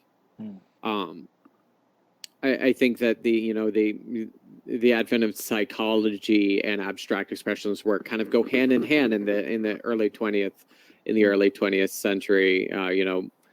At this point, I think that people generally crave fine art, art that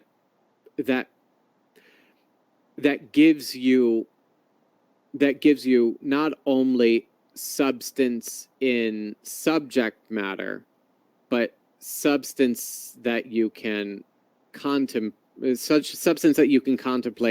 in a craft, quality of craft type of way.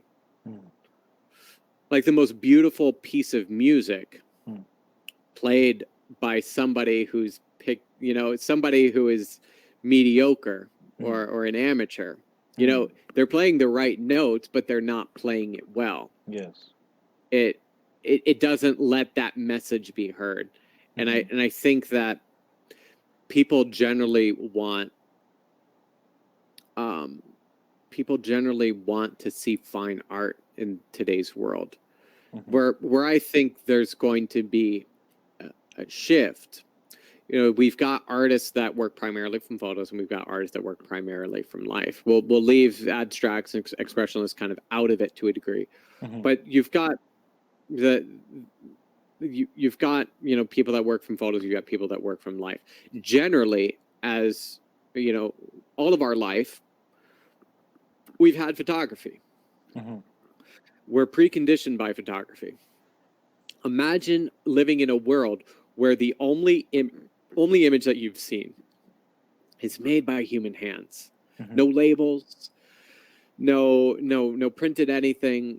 Everything human hands made it, wrote it, drew it. If you wanted to see Niagara Falls, you saw a painting of it.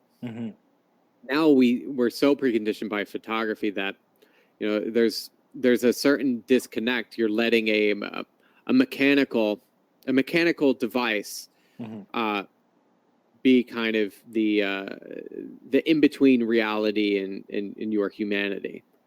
Now, it's very different when you're copying. When a human being is recording their experience, and I think that's one of the things that within that fine art separates the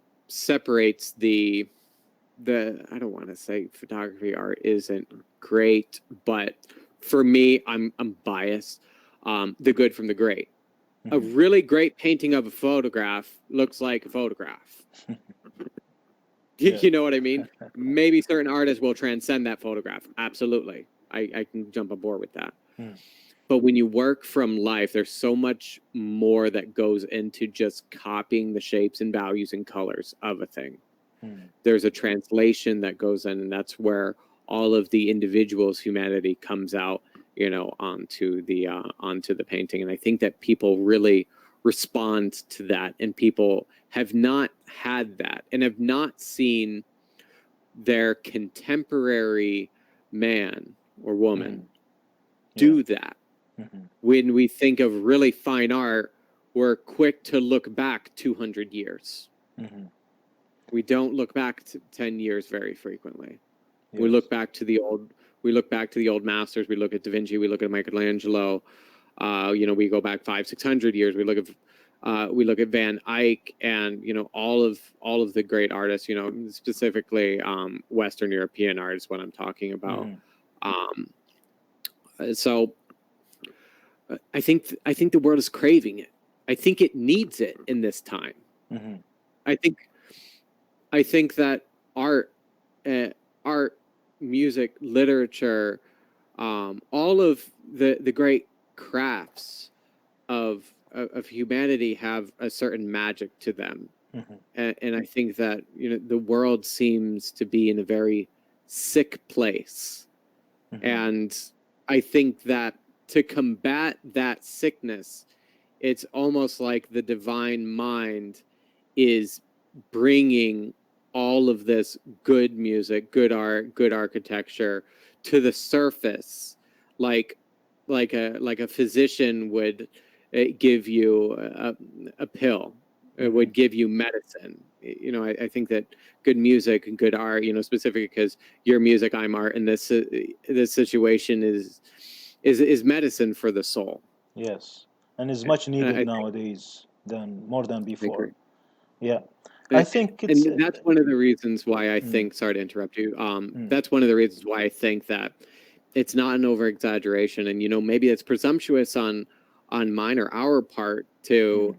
say that ours is good, and that ours, you know, presumptuous for us to say that ours is the cure for Mm. the world's problem. But I do think that there is a craving Mm. of the world just in general to that fine art, to that fine music that Yeah, is, you know, medicine for the actually, mind. we can evidence that by the number of orchestras, concerts, the number of atelier schools, the number of you know accounts that we see everywhere of those progressing artists, right? Mm-hmm. These are evidences, not just things of counting feelings, right? Mm-hmm. And exactly, and it seems Mm. like the sickest countries that are wanting some totalitarian, Mm. despotic control over their people are quick to remove Mm. art and music Mm-hmm. from early childhood education. Mm-hmm. And I think that that's a purposeful, I think that's a purposeful thing, you know, not to Mm. say that, once again, a little presumptuous on our part, but I believe it all the same. Yeah, I think it's good to discuss now the Kenyan Cox book that he brought up, and I think I knew this book from you. Mm-hmm. It's good to discuss the thought process and the content of the 6 lectures versus the perspective of today. um if you if it would be okay, Mm. I'd like to briefly Mm. read just a little bit of the Kenyon Cox book, just for anybody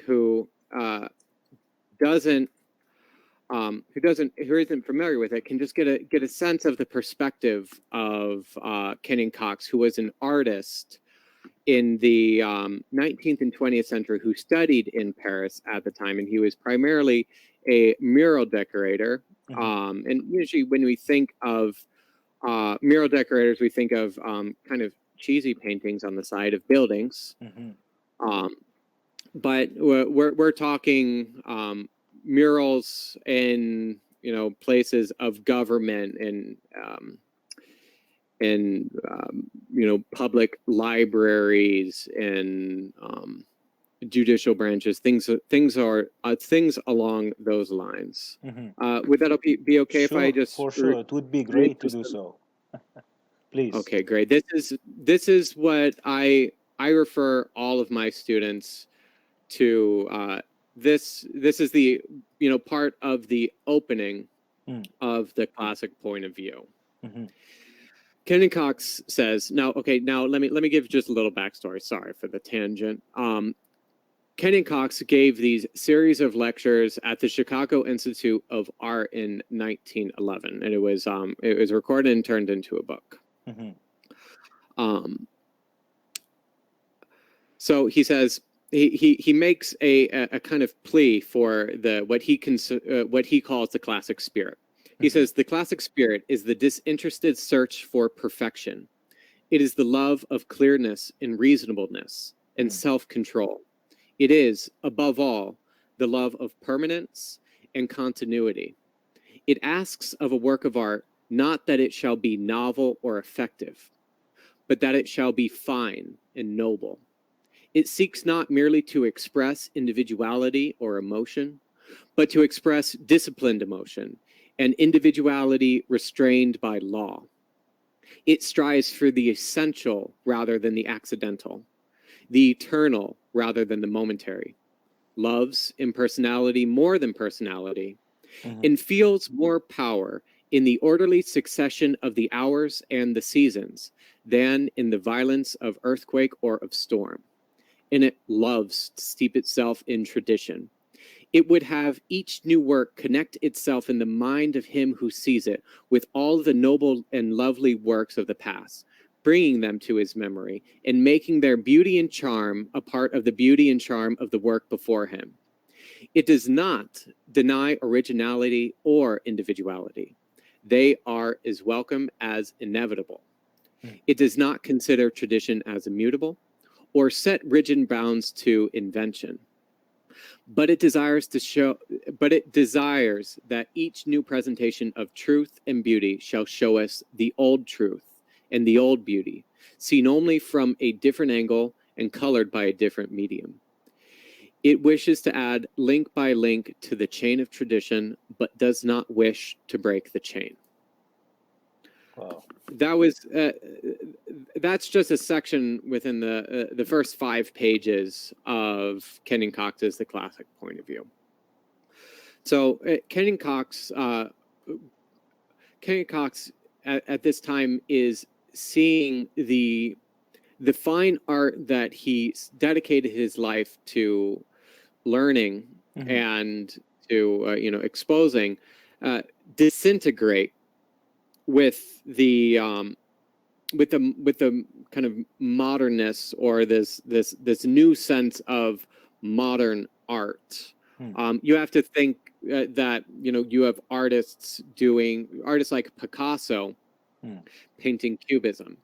Now, when you compare that to the fine art of all of European art and the direction that it was going, that just takes a hard left turn. So Kenyon Cox was really almost, you could say it's almost his book in the beginning is almost a little ranting, but you can it's palpable how strong he feels about the situation and the state in which the public view the public view of art is in the moment. He goes on to talk about all of the things about how he writes the book to two general entities: the students of art and the general public. And he thought that both of these were the most important people to talk to in general. So he really aimed to cater more towards the general student, but was also trying to educate the general public to combat the disintegration of this fine art, which inevitably kind of happened.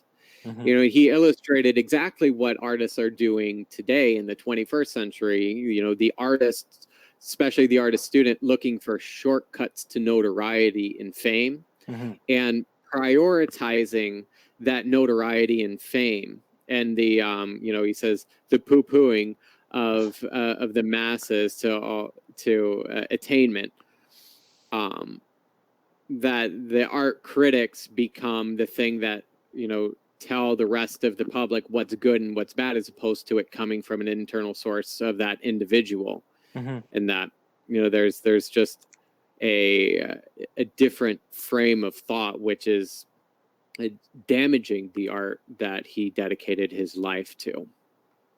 You know, in the rest of the book, he illustrates what he feels is fine and noble about composition, drawing, value, and things along those lines in the rest of the book. I love the book, really. I really thank you very much for letting me know about the book. And You're welcome. it was a very enjoyable read. And how would we see ourselves today? How far are we from the perspective of what he was discussing? I mean, we're still within it, within the not great part, but it seems like we are digging ourselves out of the hole. As a collective body, it seems like those who are, I don't want to say initiated, but we'll say that we're generally initiated by our dedication to our crafts, whatever those crafts might be. We know something about the reality that the average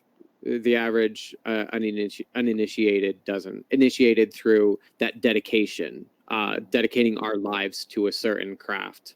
I think that our dedication to our life to that craft brings out a more fruitful understanding of it.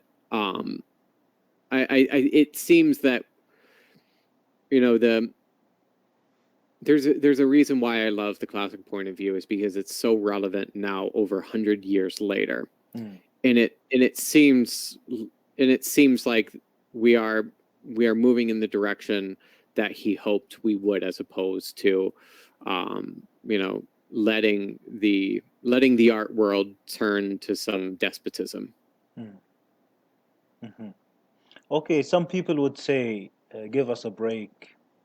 Be realistic more about the realist art. I mean, are we really realistic about the realistic art? If I can make it this way. So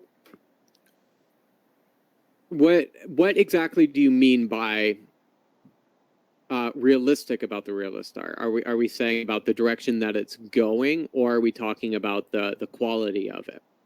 No, the direction now, like how people I perceive themselves as realist artists compared to what is a practical or reasonable level of perception. that's that's kind of individual. I think it's realistic, the direction that things are going. I think that there's a, you know, some would call it a rugged realism. You know, painting reality in a very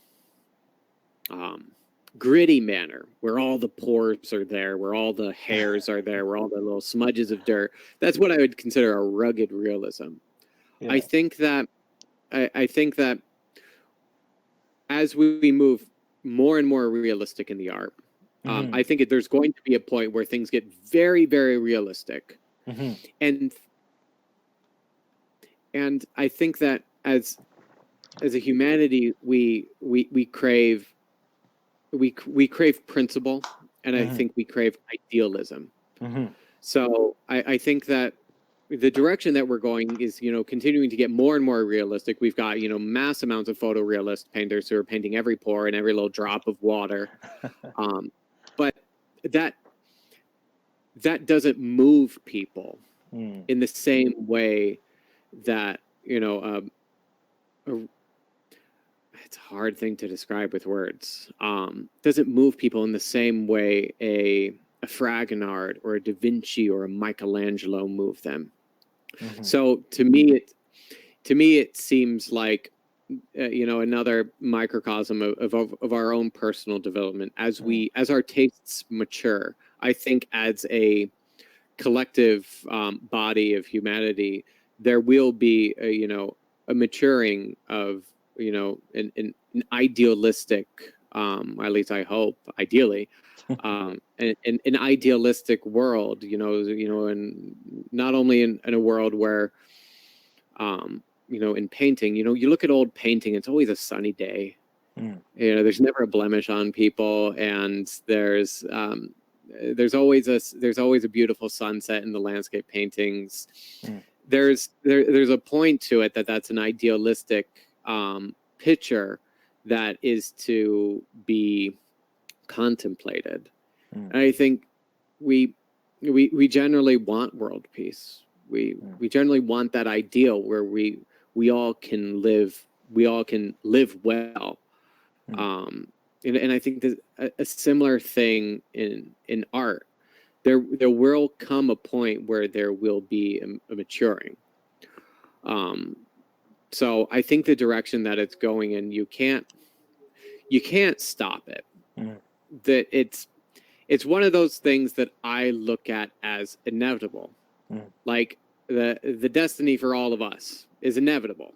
We are moving in a direction, as much as we sometimes might look at the world as once again some despotic view. I think that there's slowing of progress, but we still are moving forward as a collective body of humanity. Interesting. Eric, I'm loving this discussion. And I have few more questions. I think our too. audience are enjoying it. Great. Yeah. Let's head into the COVID-19. We have really gathered some lessons, and maybe some of the good lessons is, or maybe the opportunities is to get art into online courses, maybe more exposure, more chance of discussion. I will leave it to you. I mean, to describe such, circumstance that we had recently. Yeah. So with coronavirus, I think some great for artists. It feels wrong to say that there's some blessings in the midst of a pandemic when so many people are dying, but I do feel some blessings for artists and craftsmen. Rarely have we had this much time to dedicate to our craft. So, as troubling as these times are, I think that it's good that it's almost as if we can, dedicate more time to our crafts and developing them for the better.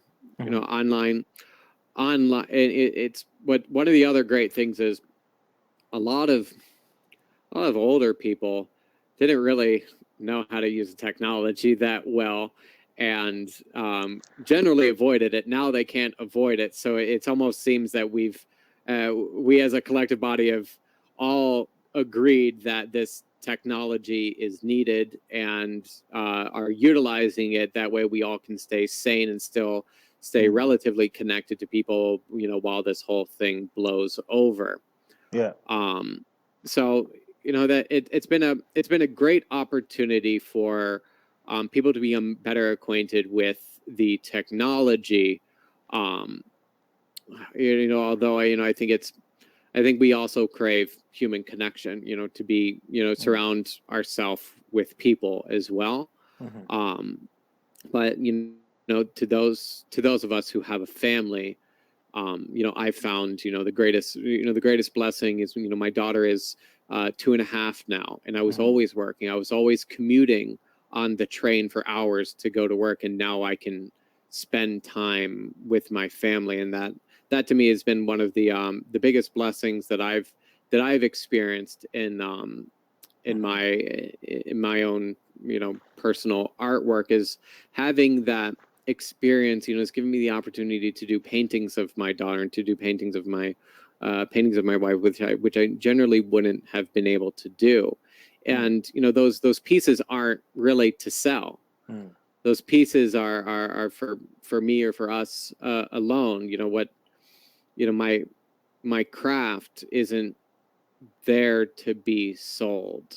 You know, I mean, of course, I sell my artwork. I make a living on my artwork. Yeah. But if making that paycheck was the sole purpose of my artwork, there would be a difference in the quality of it. There would be a pandering to or a catering to the masses and what they want. We all know the artist that paints the same thing over and over and over, same bowl of fruit, same few flowers, you know, same Hollywood face or celebrity, because it pays the bill.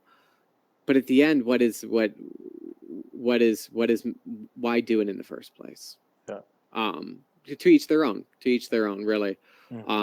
So coronavirus has been difficult because, you know, it'd be great to be, you know, with people, surround people, but you know, there seems to be a greater build. You know, not only do artists in particular have time to make art, but they also have more time to be sharing it online, to be learning online, and to continue to build that online community.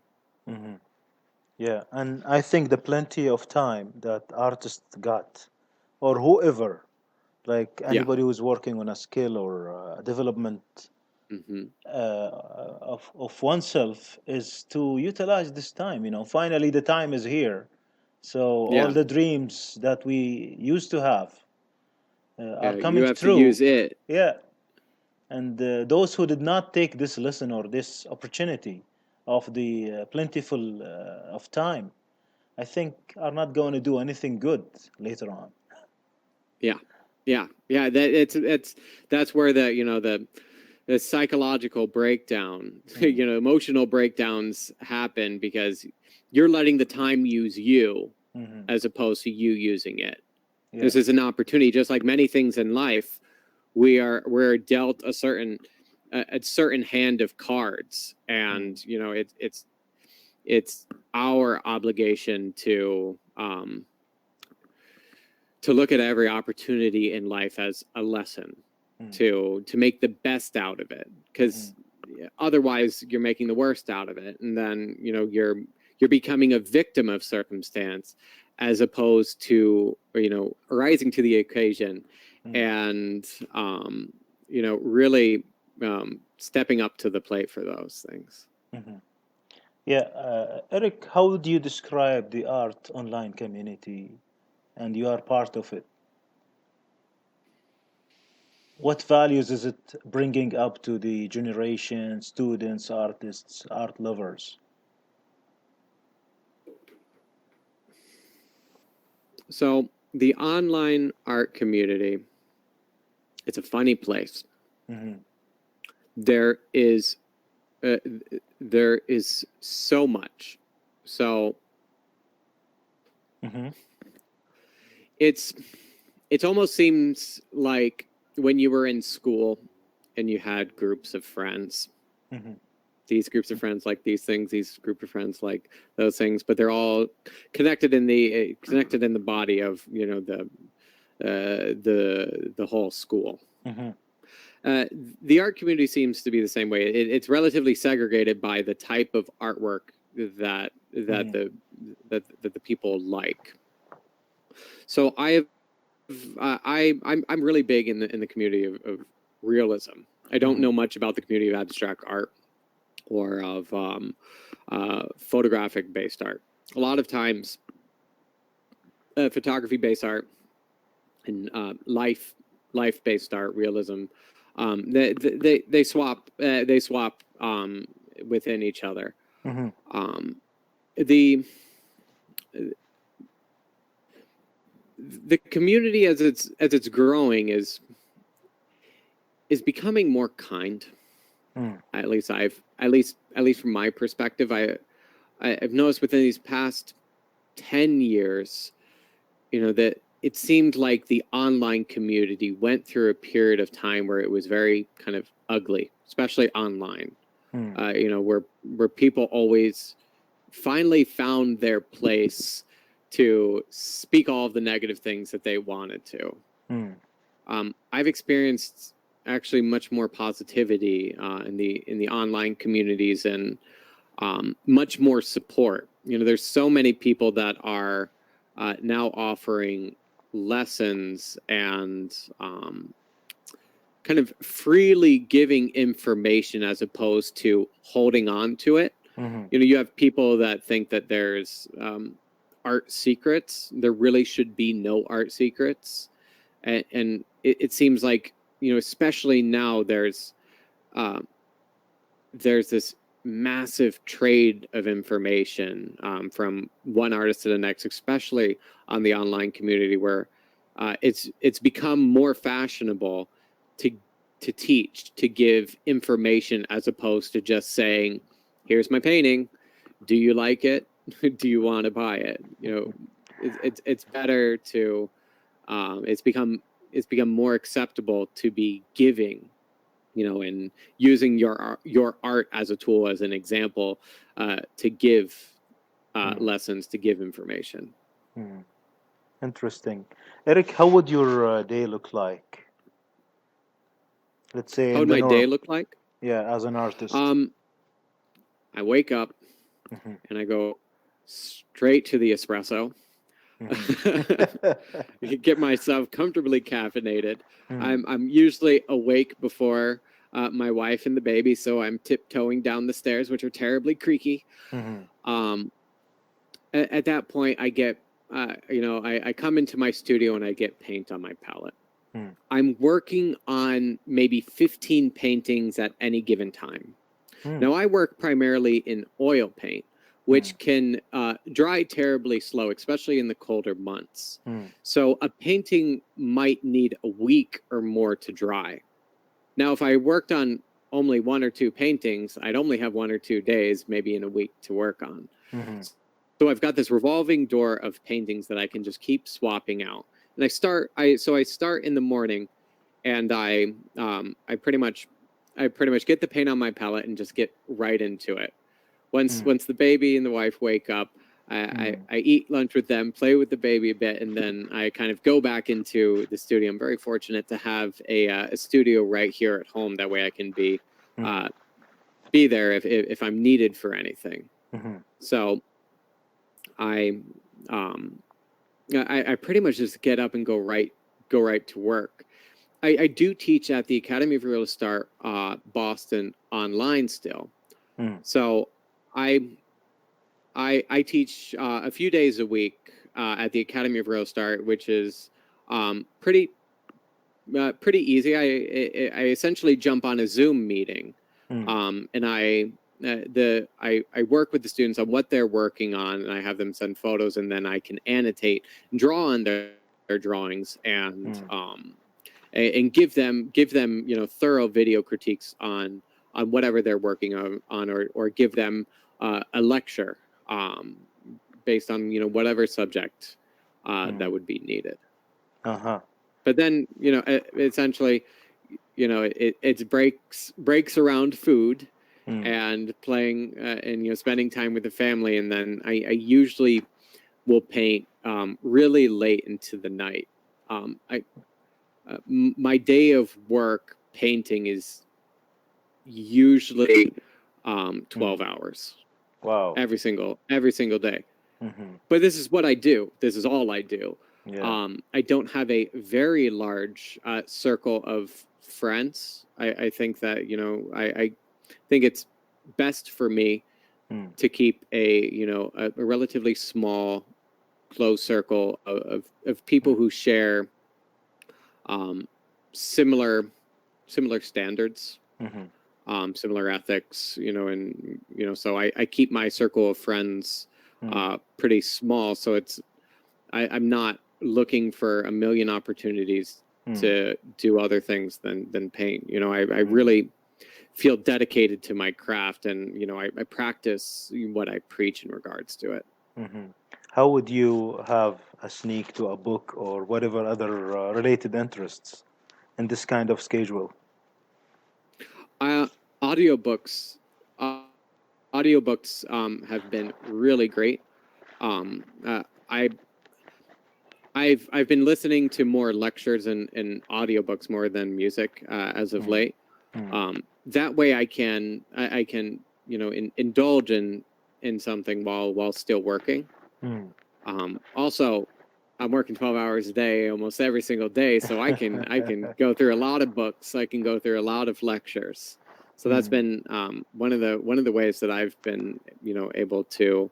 I hate to say read so much, but that's one of the ways that I've been able to get a lot of information out of books. Is I try to utilize the time to the best of my ability, and then whenever I have a moment to actually sit down. That's one of the other reasons why I'll stay up late, is that's when there's the least amount of distractions, and that's usually my time to actually read. Interesting. And what are you busy with nowadays, Eric, project-wise and plans down the road? I've got some commissions that I'm working on. So I usually get commissioned to paint portraits or to paint still lifes.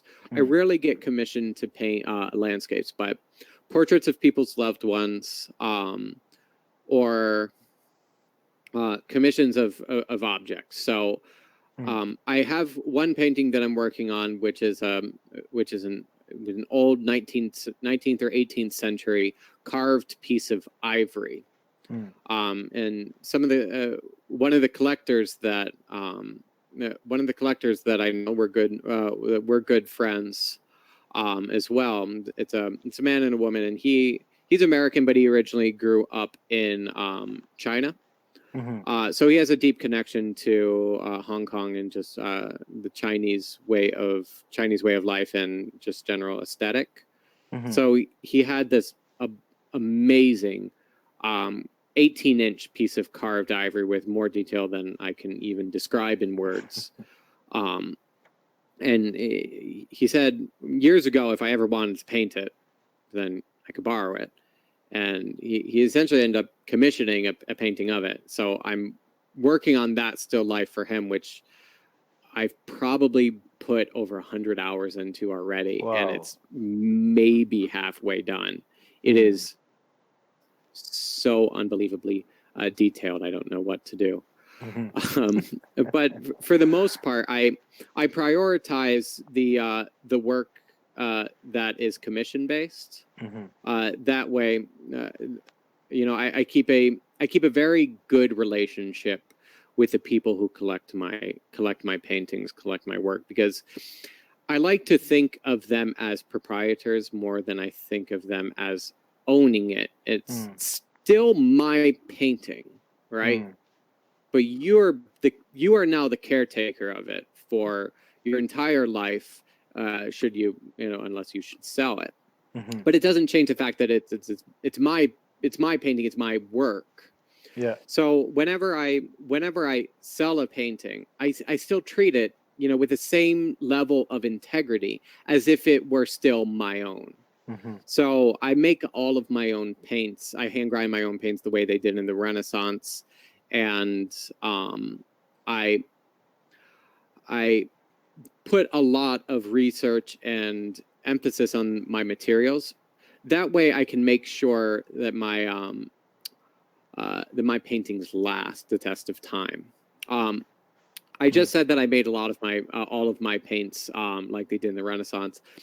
Correction. I don't hand grind all of my paints anymore because of the child, and I deal with a lot of toxic materials. So recently I have become an ambassador for Rublev Colors or Natural Pigments, which is a company that makes the quality of paint that you would have consistent with hand making it, or consistent for what the old masters have.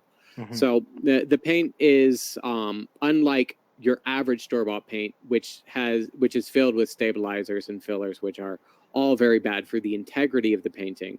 If you ever see a painting cracking and falling apart, it's one of the reasons why.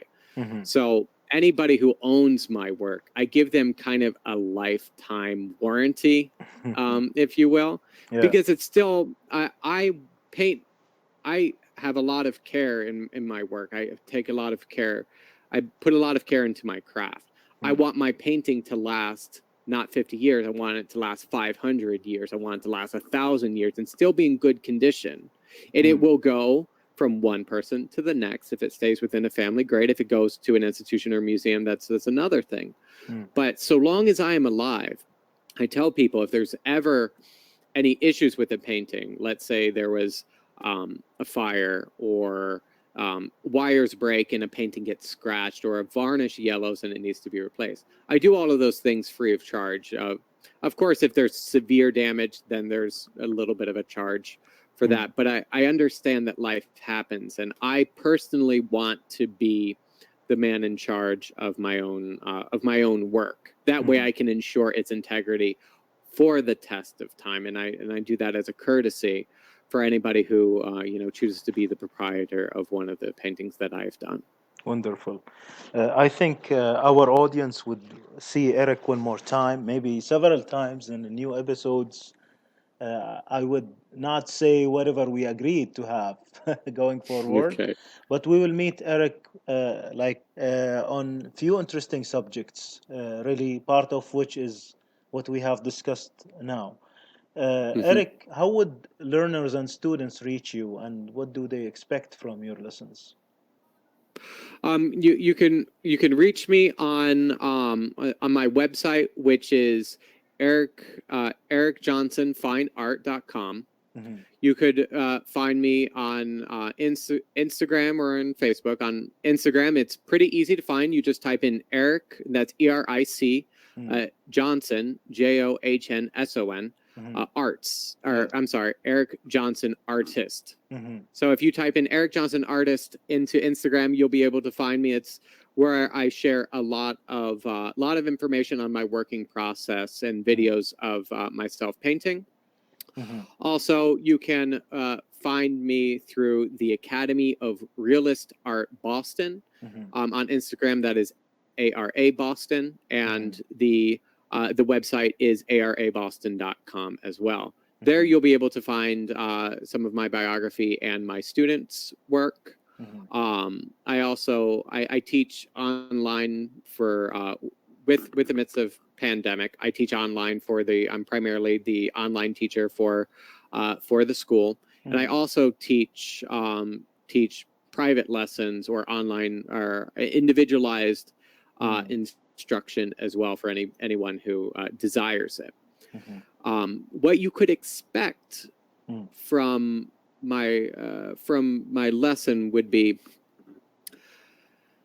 a core fundamental understanding of the craft, starting with that core fundamental understanding and essentially moving in that ascending order, just like the atelier training that I was talking about, to give you the adequate tools to allow you to do whatever you would want to in drawing and painting. Interesting. And the usual question of the advice. I think we covered this part, but it is really good to emphasize for the young artists and students. What would you advise them to be a real artist?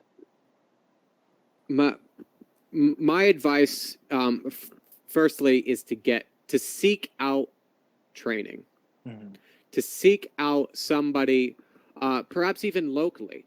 Look for your local artist that is making the quality of work that you hope to make in the future. That seems to be one of the big differences between good and great artists, or allowing the student to grow quickly. Having somebody that knows is really essential to making that growth with ease. I think other than that, my main bit of advice is to not put your self-worth connected with the quality of work that you're doing at this moment. Mm-hmm. That your self-worth is you already have that self-worth, and that you're just working on your art. You're really working to build that craft. So don't get discouraged. Don't listen to anybody's negativity. Mm-hmm. Of course, there's a difference between somebody who is attacking you, or your legitimacy or the quality of your artwork, and somebody who is offering the sometimes abrasive but needed constructive criticism. Mm-hmm. I think it's very important to, at an early point, differentiate or be able to differentiate between somebody insulting you and somebody giving you honest, constructive criticism. Mm-hmm. A lot of times that's easily identifiable by the relationship, or how respected the relationship is between the two. Mm-hmm. It's always a bit uncomfortable Mm-hmm. when somebody you don't know or respect or doesn't respect you starts giving you advice. But when you know somebody, you respect them and they respect you, and you can identify that they are at a higher level than you in your craft, or the craft that you want to do. Mm-hmm. That when they give you advice, I would, judge it and see if it is sincere, and then if it is, honestly consider it and try to put the things into practice. Wonderful. Thank you very much, Eric, for this advice. Actually, Eric, this was a very great conversation we had, and we really look forward for more episodes. But before we conclude, we would like to select, or pick some kind of music for your taste. Great. Yeah. I really love Tchaikovsky's Swan Lake. Mm-hmm. There's so many different parts to it, but the one part that I really love most is Act 2, number 10. Mm-hmm.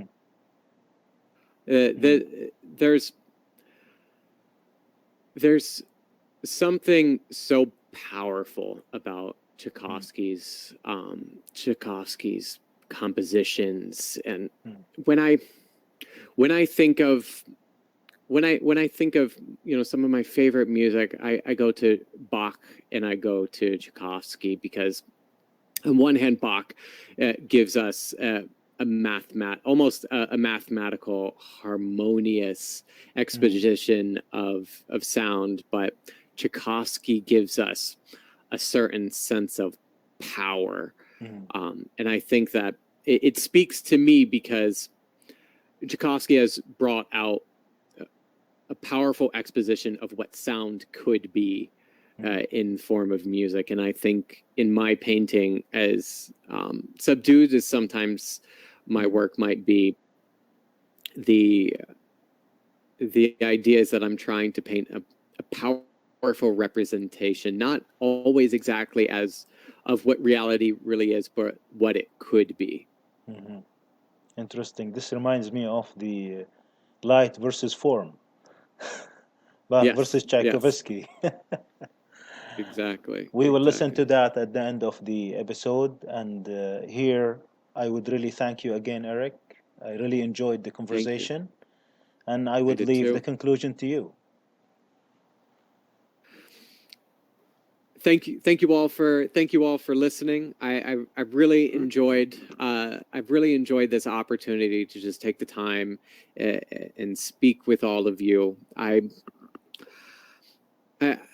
think overall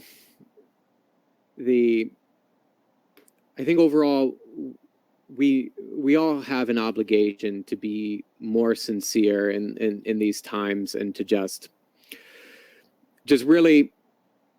really contemplate, just like I was saying before, what is that good life? What is that life worth living? And how do we want to treat people? How do we want to think about them? And really, really hear that internal call to be the best version of ourselves, not only for our own aggrandizement, but for the good of all those people that we love and don't know, and for just the good of all of us as humanity. Thank you.